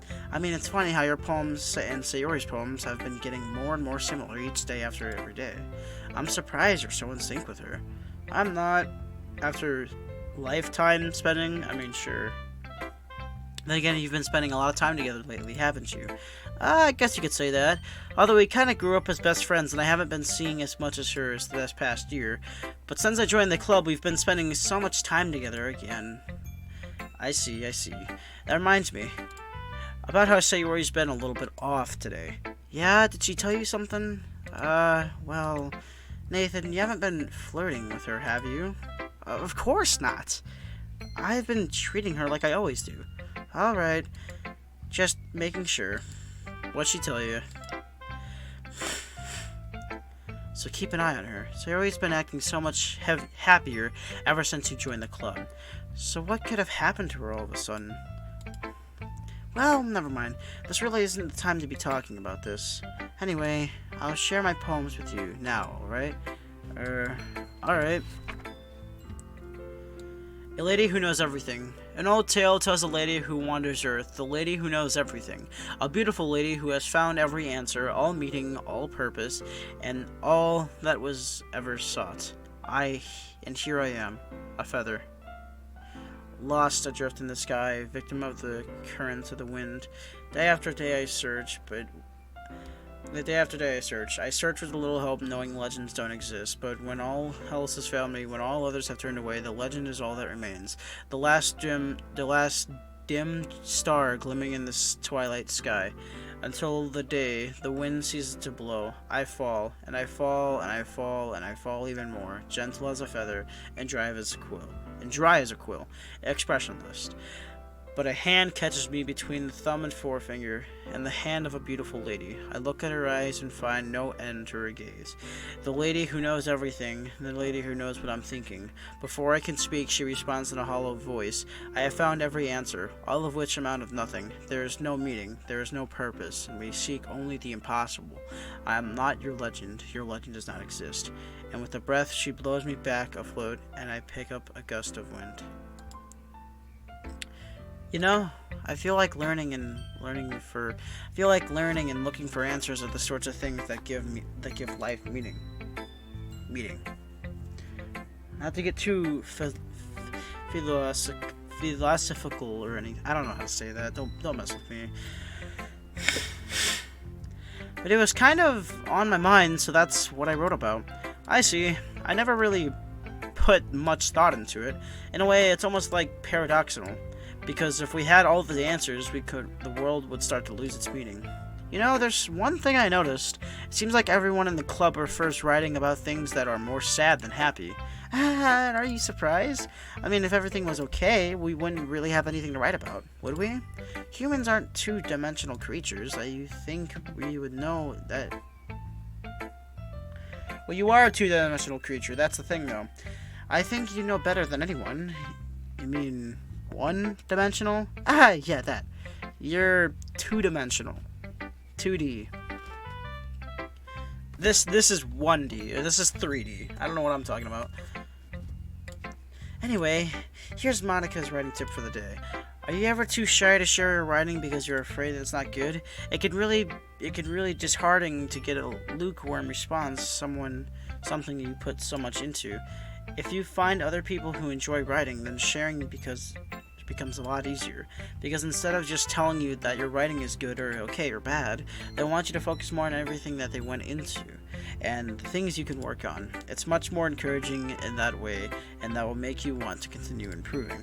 It's almost like having your own little literature club, don't you think? That's my advice for the day. Thanks for listening. Okay, you three, we're all done sharing poems, right? Why don't we start figuring out... Hold on a second. Is this me, or did you say something strange just now? Huh? Something did sound a bit unusual. Yeah, that's right. You deviated from your usual catchphrase when addressing the club. Catchphrase? I don't have a catchphrase. Jeez. Why is the mood so weird today? Look, even Yuri isn't immune to it. Stagnation error is common for foreshadowing that something is terrible is about to happening. In your books, maybe. Look, the only thing different is that Sayori isn't here. Huh, it seems you're right. Sayori always helps us lighten the mood a little bit, doesn't she? It's almost like everyone's balance is thrown off a little when she's not around. Where the heck did you run off to anyway? I thought she just went to pee. Natsuki, please show some decency. Oh, come on! At least she actually wasn't feeling too well and didn't come home. She actually wasn't feeling too well and she went home early. Is that so? I hope she's alright. Seriously? Of all the times I to not go home with her, you pick the time she's not feeling well? So much for you being all lovey-dovey. Ah, no! First of all, stop misunderstanding my friendship with Sayori. And second, she's kind of been avoiding me today, so I didn't want to force it. Who? That curious expression coming from Yuri, of all the people? Calm down, guys. I talked to her earlier and everything is fine. What did she say? Anyway, we need to figure out the rest of the festival preparations, so let's decide what everyone will be doing this weekend. I already know what I'm doing. That's right. Natsuki will be making cupcakes, but we need a lot of them in different flavors. Can you handle that by yourself, Natsuki? Challenge accepted. And as for myself, I'm doing to be printing and assembling all the property pamphlets. Sayori will be helping me to sign them. And as for you, Yuri, you can guys, can you help me come up with something for Yuri? I'm useless. No, that's not it at all. You're the most talented person here, you know. Now, Natsuki's pouting too. Jeez, even I can tell now. I guess I never gave Sayori enough credit, but I can tell things are even harder when she isn't around. That may be the case, but I can't also be the leader of my own when I wouldn't grow as a person. So, Yuri, you have beautiful handwriting, you know? So you should make some banners and decorations and help set the atmosphere. Atmosphere? About that, I love atmosphere. Yuri's expression suddenly changes as she stares at her desk and focus starts nodding to herself. Your mind is already racing. I see. That's great. You'll be a wonderful help, Yuri. But anyway, that just leaves you, Nathan. The one who is truly useless. Haha, don't say that. In fact, both Natsuki and Yuri have some pretty heavy tasks to handle. It would probably go a long way to give one of them a hand. You could always help me out as well. I would be really appreciative of that. Is Monica suggesting I spend the weekend with one of my club members? How on earth are they going to respond to a suggestion like that? I suppose I wouldn't mind a bit of help. Well, even if you didn't know how to bake, there's always some dirty work I could give to you.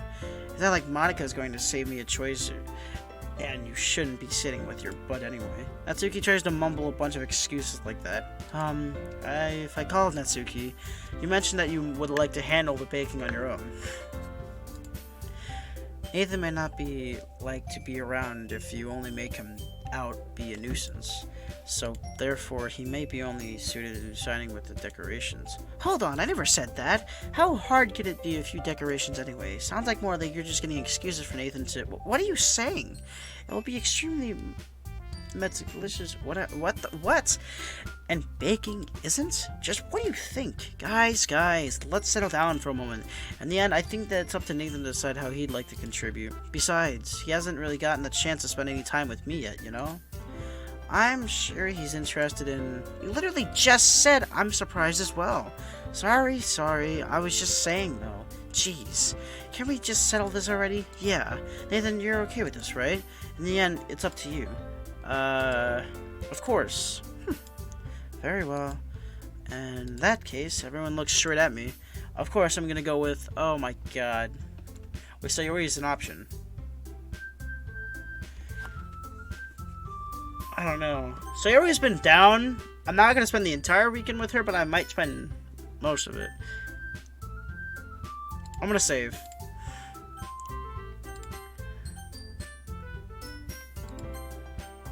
Okay, it is saved. Sayori.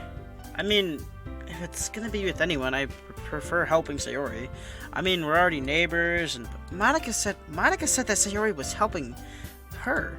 Jeez, do you really hate us that much? No! Sorry, I didn't mean it to be difficult. Just think of the club, okay? Alright, then most likely... I don't know about you guys, but I'm a drawer. I like drawing. I like drawing stuff, so I'm probably gonna go with Yuri. Well, it'd probably be most useful helping out Yuri. Me? Are you serious? Why would you... Natsuki, I can already tell that you're about to say something mean. No, I was just saying, So you'll be helping Yuri then, Nathan? Yeah, that's what I'm gonna be going to do. I'm glad. I have a bad habit of overthinking these sorts of things, so I think your assistance will be very useful. That's great to hear. Natsuki will, handle baking by herself? I mean, yeah, I already said I would be fine. Okay, everyone can just tell Natsuki is feeling a little sour. So, is that everything we need to go over? Yeah, what should be about it. Are you guys excited? Well, excited may not be the right word, but I suppose I'm looking forward a little bit. Do you feel the same way, Nathan? Me? I guess you could say I'm interested to see how it will turn out. That's good enough for me. What about you, Natsuki? Natsuki? What? Why is everyone yelling at me? I didn't even do anything. No, it's not... I didn't mean that at all. Yuri anxiously glances in between everyone in the room. I'm sorry for this. I don't really know why Nathan picked me. And also, your cupcakes are the best cupcakes I've ever had. They'll go really well with my tea. And nothing that I do for the event will compare to that, so... I get it. I'm kind of surprised, though. But why? Well, I'm the one acting immature, and I already know that. But you were trying to cheer me up after all of a sudden. I know I'm not very good at it, but I'm sorry if I said something bad. Natsuki isn't the only one surprised. Monica and I are also taken aback by Yuri's words. When she already had trouble with words trying to cheer someone up, must be as far as her own comfort zone. But I begin to understand. Yuri was trying to sound like Sayori. Even if it didn't work perfectly, I can tell that she tried to say something Sayori would say at a time like this. Because Sayori always helps someone... You know what I just realized? I might change my choice because you know what I just realized? Sayori asked me if there was an option of who I would walk home with. Would it be her or Sayori? Even though at first I said Sayori, I chose Yuri next. That might screw me over, actually. Okay, well, you say Sayori always helps everyone smile and forget about feeling themselves. What the fuck did I just say? I kind of appreciated it. I'm sorry for making a big deal out of nothing, but I'm going to say this. You better bet that my cupcakes are going to be the best part of the whole event. I believe you. Yeah, I hope to see everyone doing their best, but with that, there's nothing more for today, so I guess it's time for us to head out. Alright, let's get out of here then. Everyone packs up their things. I start to follow Monica and Natsuki out the door as they chat between each other. I turn around. Sorry, I realized that I don't have any other way of contacting you this weekend. Oh, you're right. I can't believe this slipped my mind. You should give me your phone number. I think that it would be the best way, yes? Alrighty then. Yuri and I exchange phone numbers. Alright, then I'll be stopping by your house on Sunday. My house? Is that a problem? No, not at all. I just thought I would be the one going by your house since you're the one doing the advertisements. I suppose that makes sense, but if you don't mind, I think you would prefer going to your house. Alright, that's fine. In that case, it won't be a problem. I decided not to press Yuri for a reason. It's not like it shouldn't matter much either way, so I'll just need to make sure my room is clean. Hope I manage to make myself useful in some way. I'm not really as creative as you are. Don't underestimate yourself, Nathan. I think that we'll make a very productive team. Even if you only choose me because you felt bad or something. Wait, you don't actually think of that, do you? I don't know. It's difficult to come up with any other reason you may have chosen me. You're forgetting the one reason with the most common sense. I chose to help you because that's what I want to do. But Yuri thinks to herself an extremely tense expression. Yuri, you're overthinking this. You wanted me to point out when you're overthinking, right? Huh? I didn't realize. I'm telling you I want to. That's all there is to it. Do you believe me? Yuri thinks really hard again. She looks straight into my eyes for a long while. I believe you.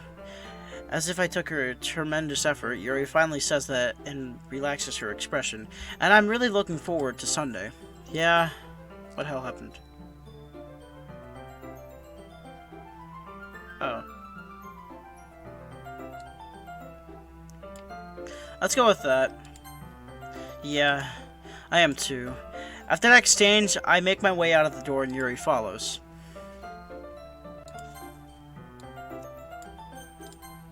I can't believe this. Yuri's going to be coming to my house on the Sunday? Even though I thought I'd prefer to do this with Sayori, my anxiety still shoots through the roof. I guess I've gotten pretty used to handling her at this point, but who knows what might end up happening when we're outside of school. She even told me she was looking forward to it. I shake my head. But I feel nervous that Sayori finds out about this. It's not like we feel that way about each other. Besides, like Monica said, this is about the club. I have nothing to worry about. If I just go with it, then I'll have a good time. Oh, I thought my webcam died.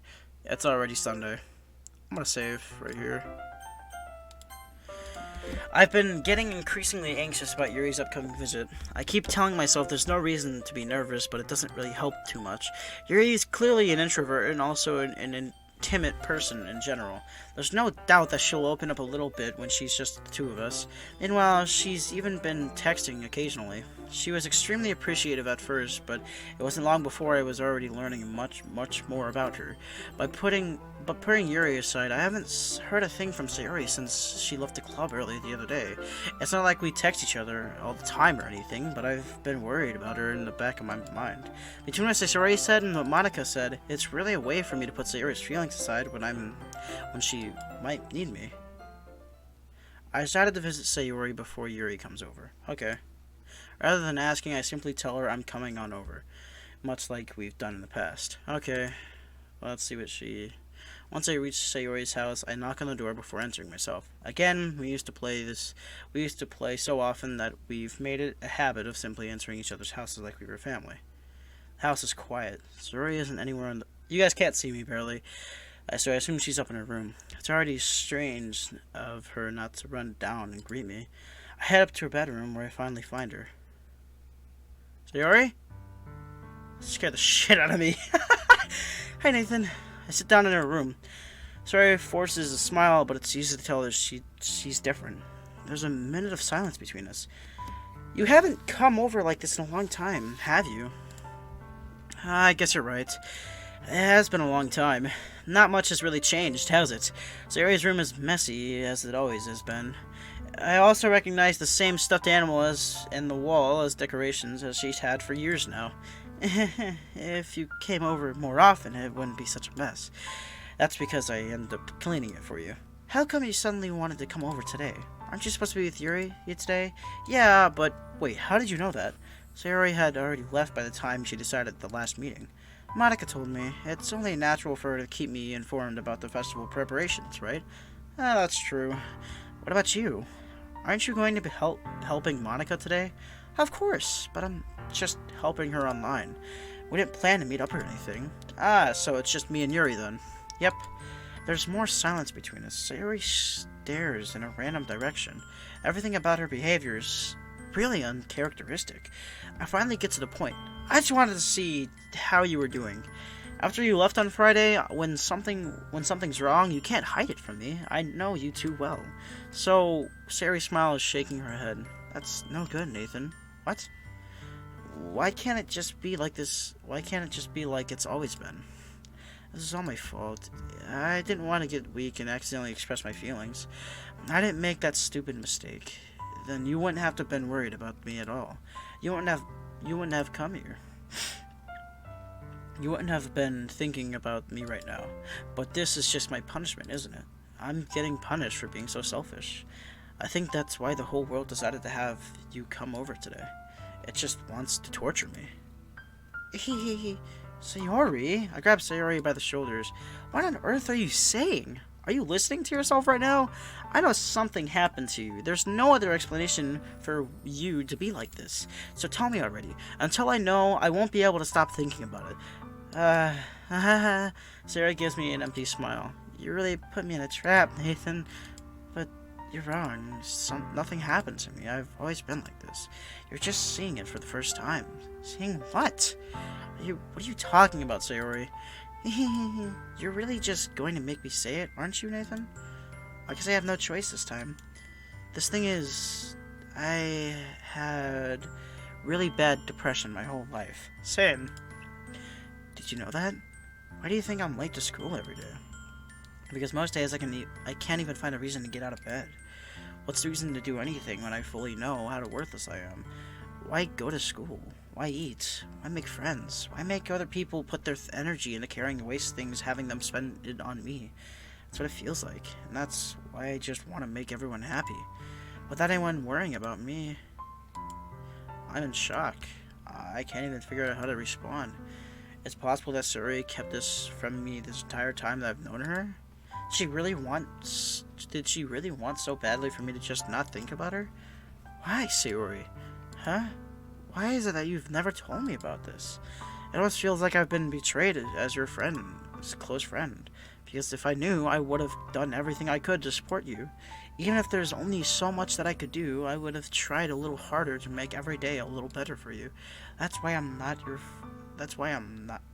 your friend. I don't know why I said I'm not, but all you had to do was tell me.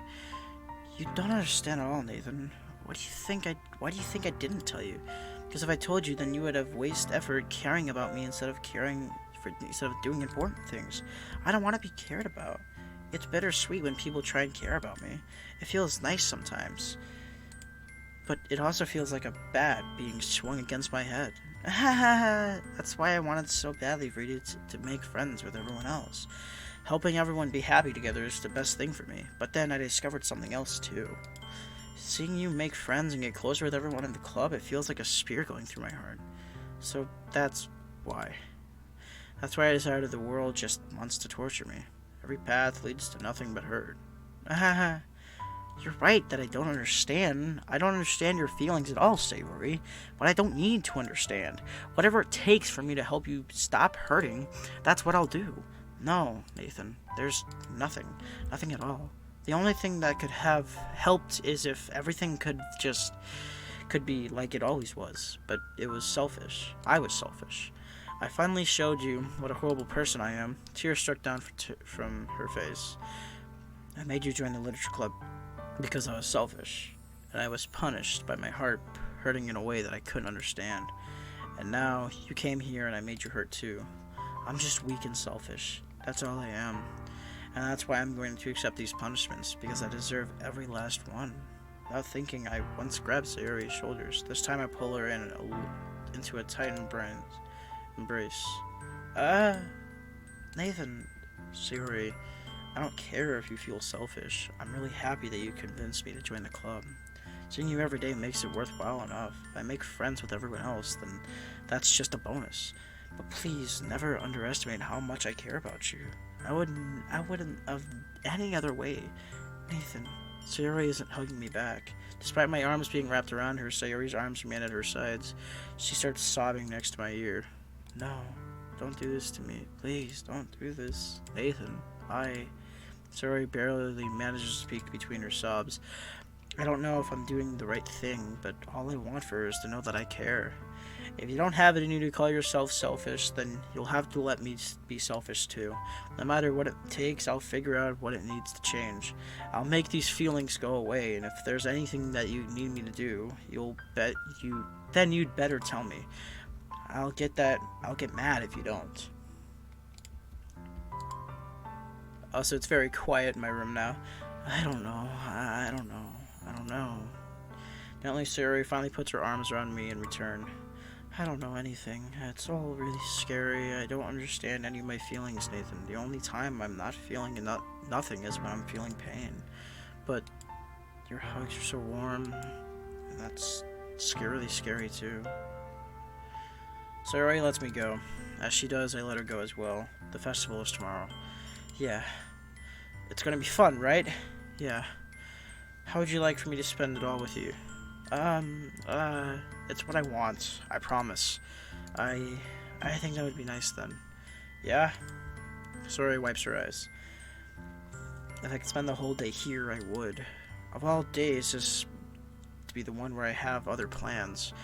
Maybe I should cancel. No, don't. Please don't. If you did that, then I really wouldn't forgive you. But it's almost time for you to meet me at my house. At the very least, do you want to come along and help out? It would be fun. To my surprise, Sayori shakes her head. I'm sorry. I don't know if that would be very good for me today. You understand, right? It's kind of hard for me to fully understand, but I'm trying my hardest. It's okay. Don't worry too much about it. I'll see you tomorrow, okay? Alright. I'll look forward to it. I say goodbye to Sayori and exit her house. On the way home, I find myself feeling uneasy, but it's hard for me to keep thinking about Yuri, so come over to. I think Sayori is right. I shouldn't be worrying so much, and we're definitely going through have a great time tomorrow. I should just focus on what's ahead of me. As I approach my house, I see something that makes me feel a moment of panic. Yuri? Thank goodness. You're a little early. I'm sorry I wasn't home yet. Were you waiting for a long time? No, I just got here. But I started to get really nervous when nobody answered the doorbell. You always could have texted me. If I had known, I would have reassured you and hurried more on my way home. I suppose that's true. I didn't think of that for some reason. It should be common sense to do that, but I decided to ignore it. Anyway, let's go inside. I see you brought a lot of stuff with you. That's right. And did you manage to find everything that I asked you to buy as well? Yeah, pretty much. At least I hope I got everything right. I'm sure I'll be fine. I take Yuri to my room. The first thing she does is glance around in curiosity, which makes me feel anxious. It's so clean. I cleaned it before I came over, so it's very considerate of you to do. No, I would have really been embarrassed if my room would have been a mess while you were here. Well, I do enjoy cleaning. I would have gladly helped you clean. That would have been even more embarrassing. Wait, don't look in there! I snatched Yuri's wrist, but was in the process of opening a desk drawer of mine. I'm sorry.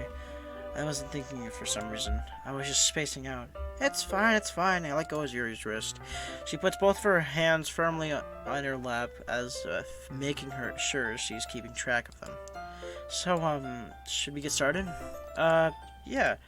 I have a few things planned out that can help with decorations and other atmospheric enhancements. Atmospheric enhancements? You know, mood lighting, atmospheric candles. Oh, wow. I didn't know you had planned on taking it that far. Of course. I want to help take our guests to a faraway place. Although many will stop by just out of curiosity and for cupcakes, I guess. You ever get that really thick part of your lip? Where it's just all, you know. I'm trying to wet my lips, but they're not working because I haven't drank anything in a while. I'm determined to provide an experience that will leave them wanting more. That's great. It's easy to forget about what you're a pretty intense person. Intense? I guess that's the best way to put it. Is that a bad thing? No, not at all. It's something that I like about you, actually. Is that so? That makes me feel relieved and kind of happy. Yeah, no need to be so anxious. You can relax a little. Relax? I brought some things for relaxation. I was going to use them during the poetry event. Oh yeah? Like what? Let's see. Yuri rummages through her bag. She pulls out a few candles and one-cylinder-shaped objects. I did some shopping on the way here, so I happen to have these in my bag. I plan to cover the windows in black paper and use the candles to light the room. I think it would be amazing, don't you? Yeah, that would be actually really neat. What's that one thing, though? Oh, this? It's a diffuser for essential oils. How familiar are you with our... Not at all. I can't even say the word. I'm not familiar at all. Ah, is that so?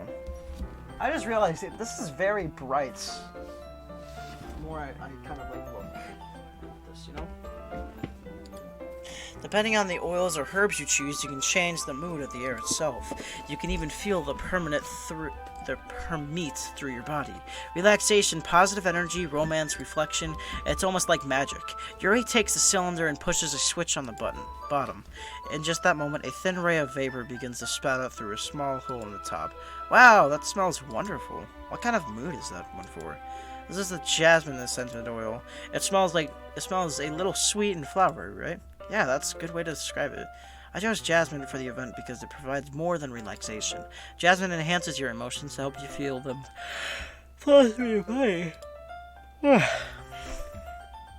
feel warmer and your heart pounds more heavily. Don't you think that it will be perfect for sharing your poems?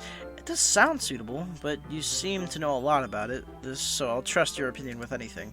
Yuri smiles gently and clearly enjoying herself. She again reaches into her bag and pulls out several spools of thin ribbon. What are those for? Well, did you purchase the original paper I asked you to get? Yeah, I have it over here. We wouldn't be using the paper for folding origami. Oh, what I'd like to do is write a different word on each paper. We'll need about 100 of them. Oh yeah? Well, what will those be used for? Well, I'm gonna be cutting pieces of ribbon to hang from the doorway of the classroom. Then we can fasten the paper into the ribbons to create a doorway curtain. Wouldn't that be beautiful? It would also catch the eye of the passing by the room. It may attract some to peek in.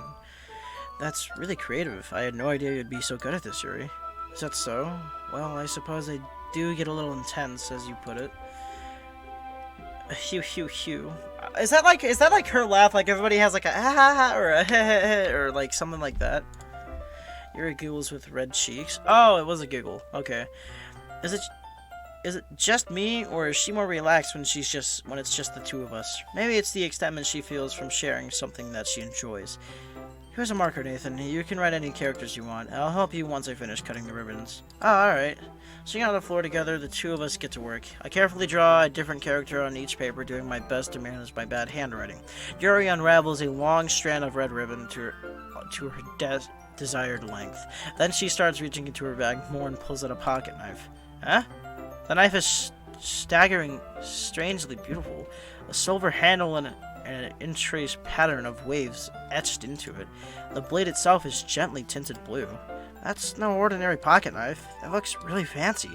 Well, embarrassed, Yuri looks away. What is it? You're going to think it's weird. Yuri, whatever it is, I have no reason to judge. To each their own, you know?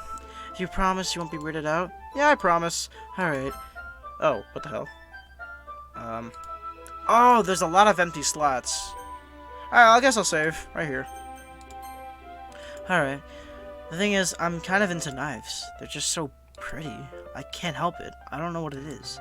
The combination of craftsmanship and feeling of danger, maybe. What am I saying? Please don't think I'm weird for this. You're laughing at me? No, I'm not laughing at you. It's just funny how nervous you got about sharing. It's an interesting thing to be into, I guess. But I think it kind of suits you. Hey, can I ask something real quick? Am I like a computer guy, or am I like a console guy? Because I do not see a single controller or anything. Also, I like how this background's kind of like 3D-ish and then 2D. But I think it kind of suits you. Suits me? Yeah, it's kind of intense. Besides, it's really cool knife. It's a really cool looking knife. I can't deny that. It is, isn't it? Yuri relaxes her expression once again. Would you like to hold it? Sure, I'll check it out. Yuri carefully hands me the knife and with the handle facing me. Take it and turn it around in my hands. Take it and turn it around in my hands. It feels heavy and extremely solid. Where do you even get a knife like this? Curious of its sharpness, I feel a point of the knife with my index finger. Ow! Nathan, why did you do that? I didn't expect it to be that sharp. I barely even touched it at all. It's my fault. I should have warned you. The knife is extremely sharp. It can go through skin like it's paper. Oh no. A small drop of blood trickles down the side of my finger. Yuri takes my hand and gives the wound a closer look. She stares at it and noticeably fidgets.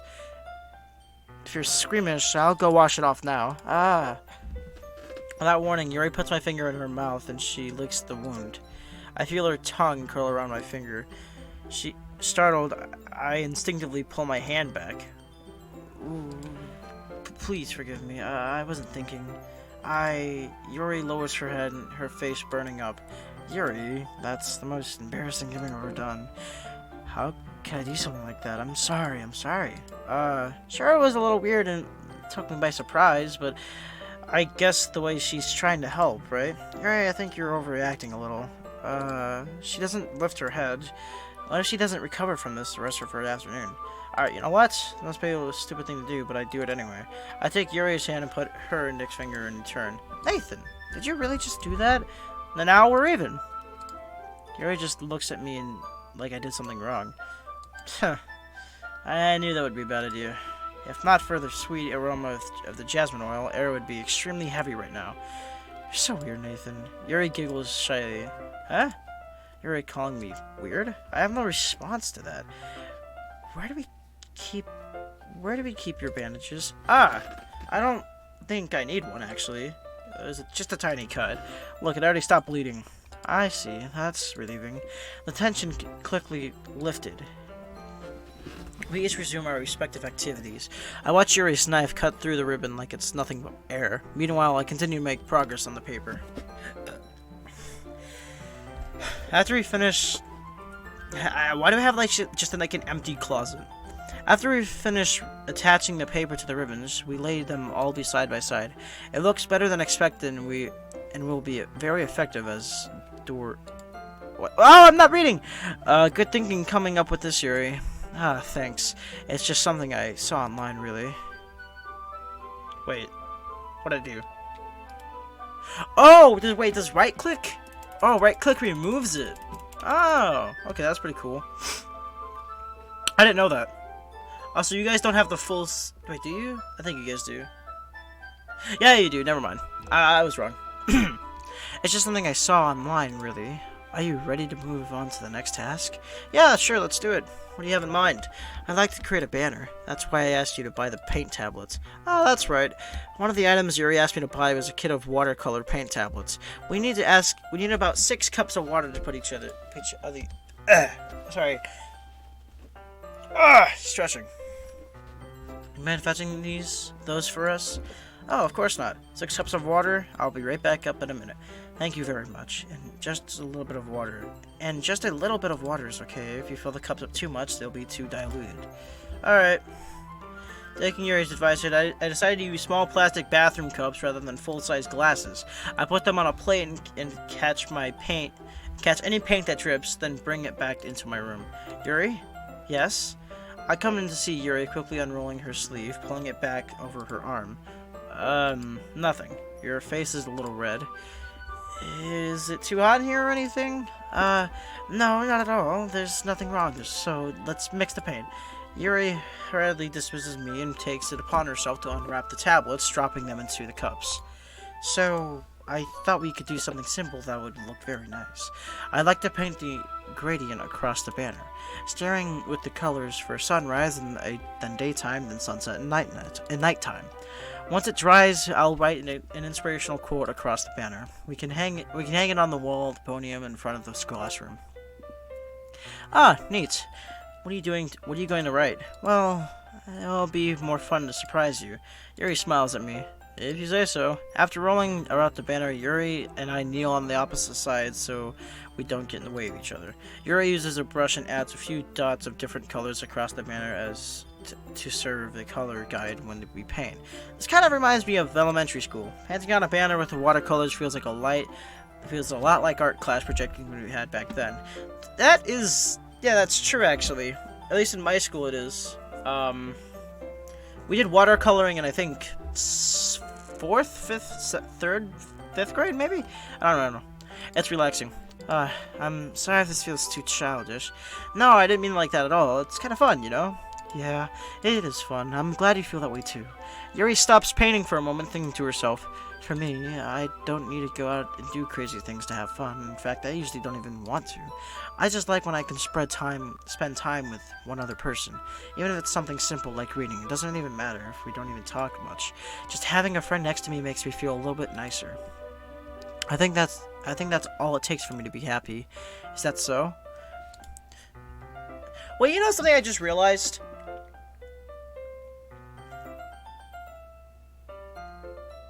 Okay, I'm not gonna get too far into this, but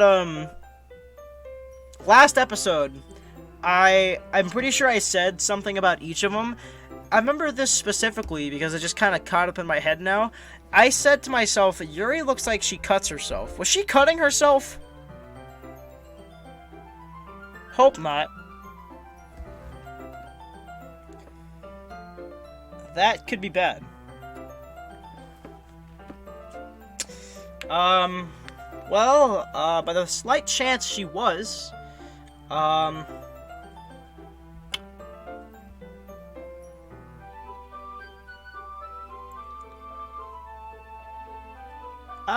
just gonna assume she wasn't. Ow, damn. Even if Yuri and I are quite different, I can understand where she's coming from. I feel that way about things like anime and games, where simply sharing the experience with someone can make me happy. I think I feel the same way. Yuri smiles gently. I knew you'd understand. Yuri leans over the bandit and grabs an unused paintbrush, but I moved at the same time, causing my head to bump into hers. Sorry. Yuri reels back, and I quickly lift my hands up in surprise. Are you hurt? No, I'm not hurt. It just startled me, that's all. Sorry, I should have asked you to get it for me. It's not your fault. Your face. There are droplets of paint all over Yuri's face and neck. Is there something on my face? Yeah, I actually got paint on you. Sorry, it's totally my fault. I'll get a towel right away. I rush to fetch a small towel and dampen it with hot water. I return to my room and kneel back down in front of her. Here. I pat down on Yuri's face and neck with the towel. Is something wrong? It's hot. I just didn't expect it. Sorry. I didn't want to use cold water. Having finished, I start to react my hand, but Yuri suddenly holds on to my wrist. Wait. Huh? Just for a little longer. It feels really nice. I keep my hand still against Yuri's neck. She looks into my eyes. It's an intense expression that I recognize from when she reads her books. It's almost as if she's lost in a daze and enveloped by her own thoughts. She breathes gently, slightly through slightly parted lips. What is happening? Is the aroma of jasmine oil giving me this dizzy feeling? Yuri's gentle fingers wrapped up around my wrist and sent a tingling sensation through my arm. And suddenly her face seems to be much closer than mine than it was just a moment ago. Yuri slowly pulls away. Sorry, I have been feeling a little bit lightheaded lately. I didn't mean to space out. It's fine. The moment is over as soon as it began. Yuri picks up her brush again, but her movements seem clumsier, like it's unable to focus. I remain silent, forced to ignore the event that had just transpired. I hesitantly retrieve my own brush and continue following Yuri's example. I'm not gonna say anything, and I probably shouldn't be smiling when I say this, but she probably was cutting herself.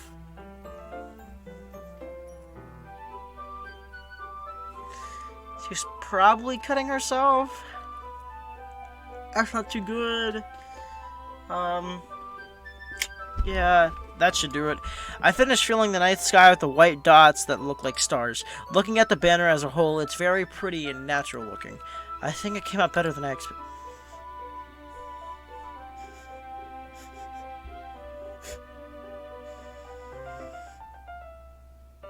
Sorry, it just smelled like smoke there for a second.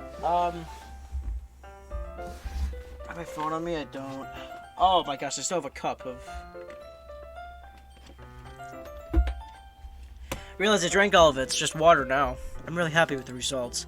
Yeah, me too. Are you going to add the lettering now? Not yet. It needs to dry first. That's true, but wouldn't that take a while? Well, perhaps it would be best to leave it here, than have you bring it in the morning. I can do the lettering in the classroom before our event starts. Is that okay? That's totally fine. Wonderful. In that case, I don't think there's anything more for us to do here. Phew. If you say that like you're glad it's over, I was wrong to assume that you were at least enjoying yourself a little bit. No, it's not that. I'm just glad that we managed to get everything done. I see. I am too. I was a little concerned about time. I need to start making dinner soon. So you don't have any time left? I was secretly hoping we would have an extra time for finishing the work.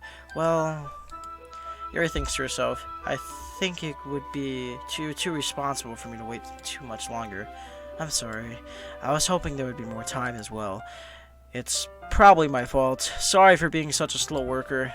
No, it's not your fault at all, and the important thing is that we got everything done right. Yeah, so I shouldn't really be disappointed or anything. Gathering all her things, Yuri seems to look a little downcast. I understand why. It sounded like she rarely... Why is my mouse loading?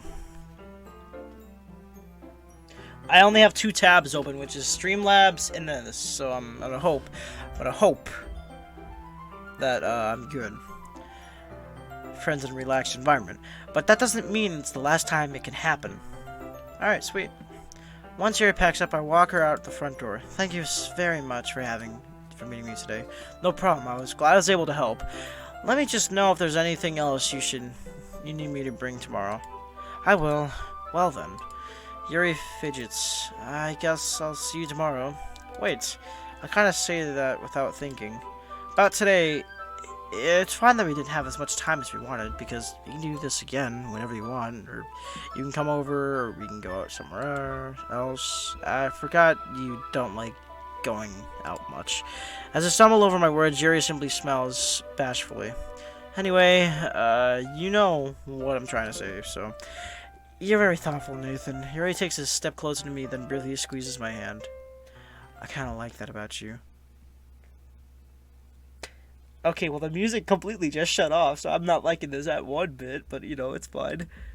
Well, how am I supposed to respond to that? But I don't even get a chance to ask Yuri, as Yuri suddenly pulls back. Sayori? Huh? Hi, Nathan. Sayori! Just, no, we weren't. It's okay, Nathan. I just stopped by to say hi. Well, it's nice to see you. I'm sorry, but I'm already on my way to leave. Ah, really? That's too bad. Oh, this looks bad. This looks very bad, especially for the way she's in and how she feels. This is bad. Oh, shit. Why not load? Save. Right there.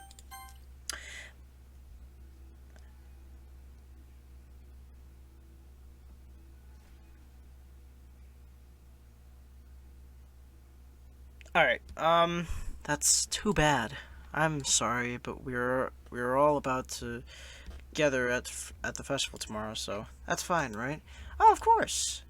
Sayori beams. Yeah, so I'll see you tomorrow. Clearly embarrassed, Yuri hurries off. Sayori waves goodbye after her. Sayori, I thought you didn't want to come over today. Well, I tried staying in my room, but my imagination was being really mean to me, so I had to come here and see it for myself. See what? What are you talking about? You know, how much fun you were having with Yuri and how close you got to her. It makes me feel really happy that you've made such good friends. That's all that matters to me. Tears start to fall down Sayori's face. That's all that matters to me. Why am I feeling this way, Nathan? I'm supposed to be happy for you. Why does it feel like my heart is splitting in half? It hurts so much. Everything hurts so much. This would be so much better if I could just disappear. Sayori, don't say that. It's true, Nathan. If I wasn't here, then you would have you have to waste your sympathy on me. You wouldn't have to put up with me being selfish. Monica was right. I should just... Monica? Monica was right about what? Sayori, what I said about before is true. I'm not going to let this continue. Caring about you like this isn't the burden of your mind is making it out to be. It's something that makes me happy. It's something that I wouldn't trade for anything else. So even if that takes an entire lifetime, I'm going to be by your side until you don't feel any more pain. But Sayori looks away and I put a hand on her shoulder to reassure her. I'm scared, Nathan. I'm really scared. What are you scared of, Sayori? I'm scared that I might like you more than you like me. Sayori? It's true, isn't it? I was weak and started to like you too much. I did this to myself.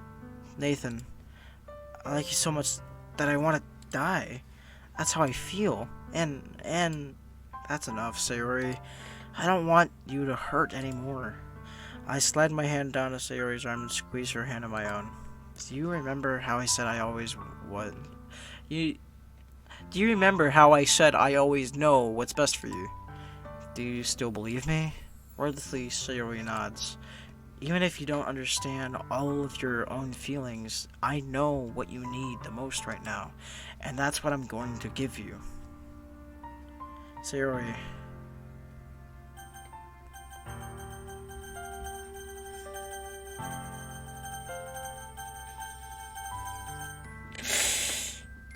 Oh, I don't know what to say here, man. For fuck's sake.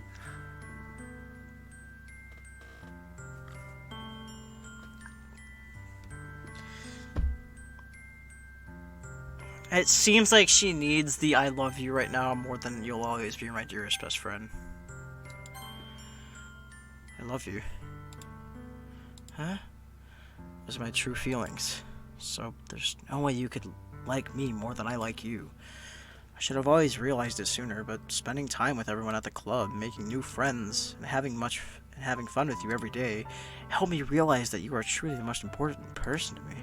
That's why I accept you for any of your burdens. As long as we continue like this every day, with you by my side, then I'll know we'll both be happy. Nathan. I don't look like that. Or at least I don't think I do.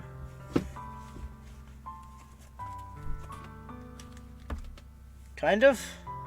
Nah. I'm gonna put the hat back on.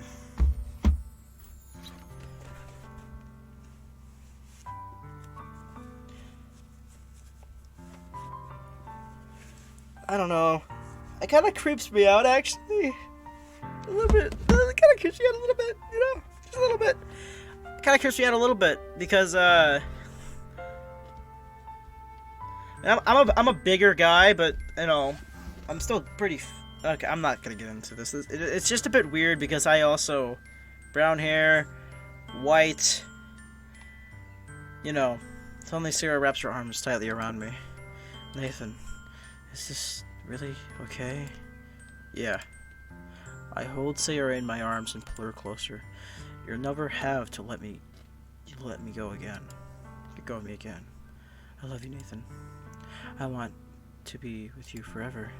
Me too. I feel Sayori's grip around me weaken a little bit. What is this? Sayori? I'm supposed to be happy right now. I always thought this would be the happiest moment for me. But why? Even now? Why won't the rain clouds go away? They're not going away at all, Nathan. It's okay, Sayori. It might take some time for things to get better again, but no matter how long it takes, I'll be there every step of the way. That'll always matter. That all matters right now. Okay. I trust you. Sayori and I slowly release each other. So, I guess that makes the festival tomorrow our first date. Huh. What are you saying? I don't want to think about those things, you know? I want everything to be the same, as it always has been. Even if we really are a couple, I don't know if I could handle anything more right now. It's really new and scary to me. I understand we'll go through whatever pace suits you best. Hey, Nathan. Sayori gazes at me once again, smiling sadly. Even if I get really, really sad, it's the best thing for me. Right? I don't really understand what Sayori means by that. Are you saying that this is making you feel sad, Sayori? I don't know. I don't understand what I'm feeling. I felt like a bunch of thorns when you told me you love me. But that's why I want to trust you. You know what's best for me. Yeah, I do. That's my promise. I say that, but in reality, I've never felt more uncertain when it comes to Sayori. I know that I love her, and she loves me, but I'm having as much trouble as understanding Sayori's feelings as she is. Even though I can comfort her, I will keep wondering if I should be doing something more or something different. I know these thoughts will continue to plague me until things are back to the way they were. Is that what Sayori meant? Oh, I didn't read that. Shit. I didn't know. But I know that I'll give it everything I've got. Sayori is the most important person to me, and I'll do whatever it takes to have a happy future with her. Okay. I love doing that. It's the day of the festival. It's okay, it's gone quiet. I'm gonna save.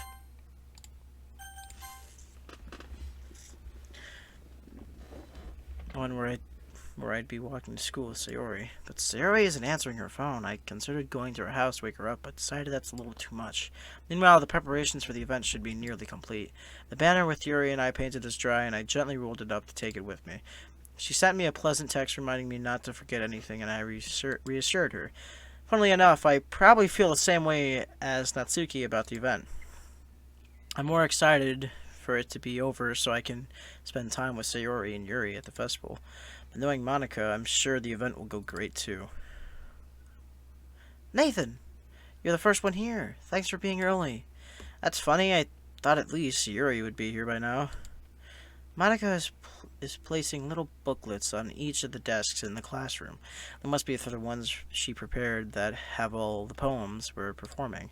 In the end, I found a random poem online that I thought Monica would like and submitted it. So that's the one I'll be performing. I'm surprised you didn't bring Sayori with you. Yeah, she overslept again. That dummy. You think that on days this important she'd try a little harder?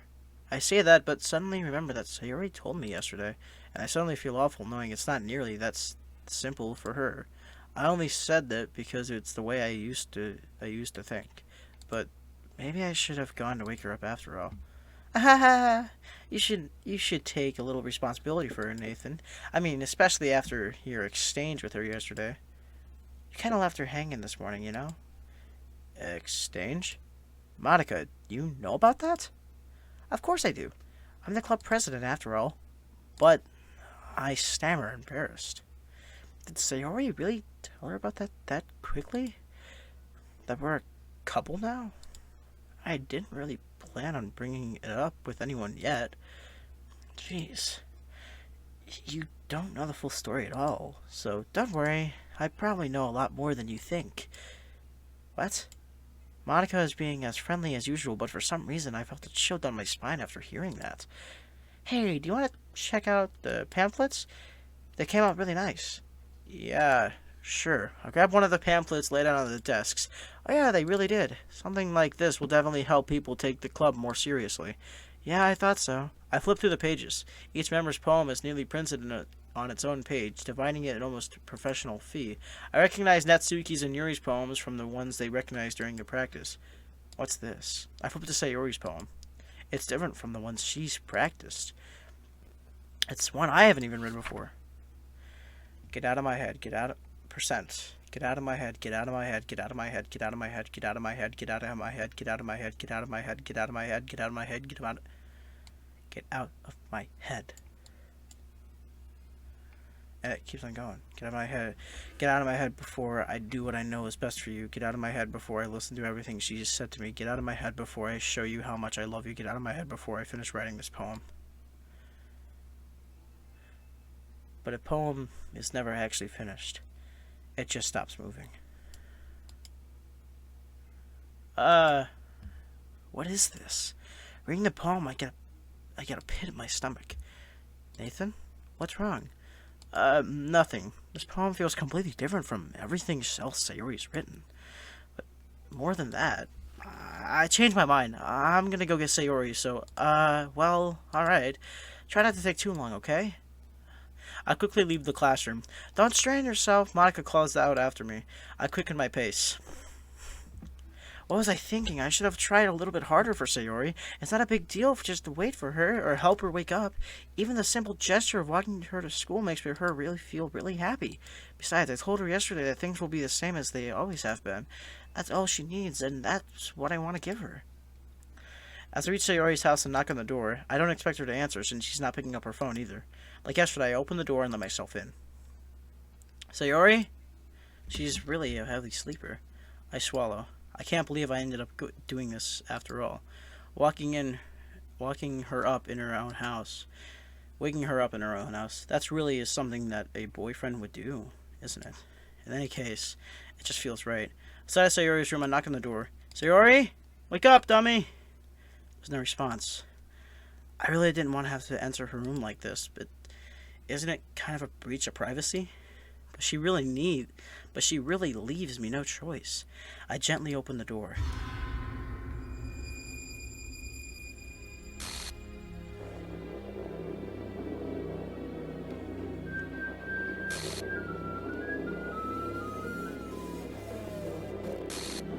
What the hell?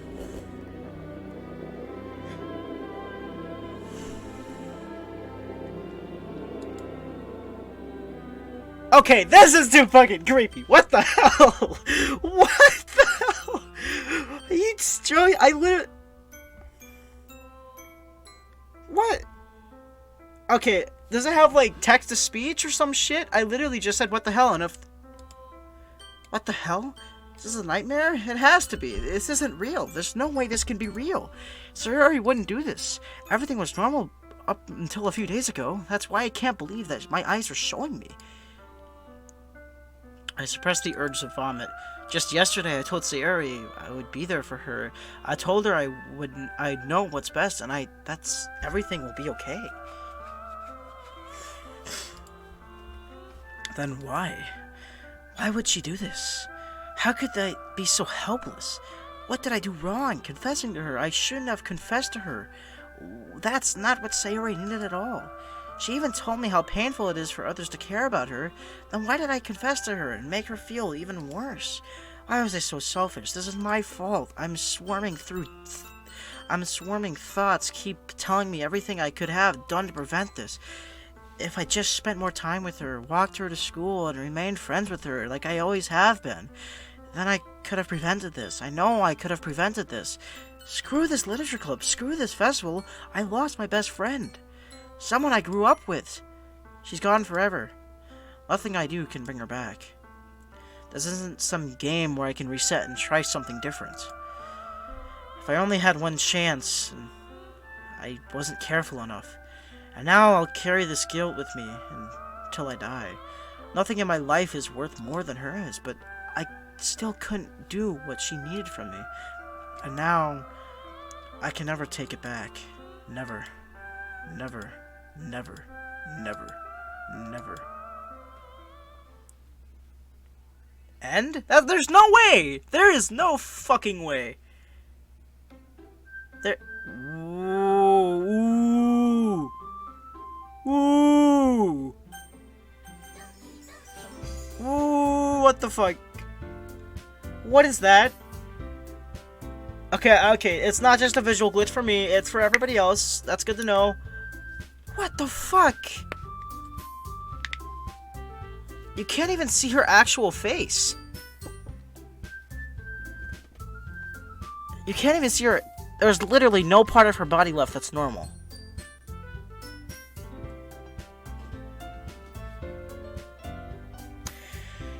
Well, this is the horror that came in.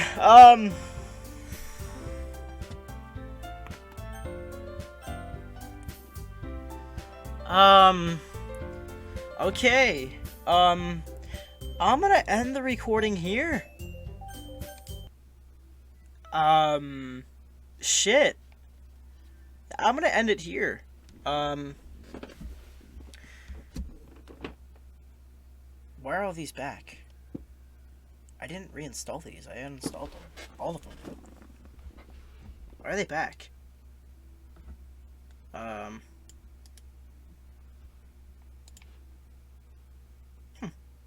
Alright, I'll worry about that later.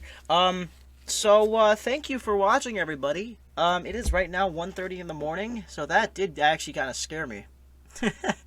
Yeah. Wow. Yeah. This episode is kind of surreal, wasn't it? Well, if you enjoyed, please make sure to like the video. If you want to see the first episode, there will be a thing up on the screen, so you can press that. You can go to the first episode. You can go ahead and subscribe if you want to.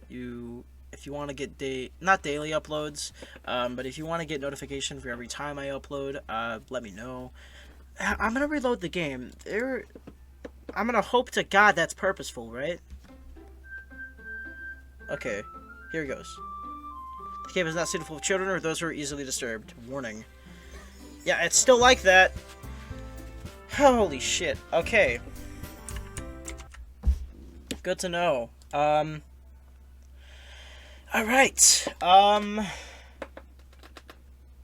Yeah. I'll see you guys later. Next episode. Bye. Yeah, bye.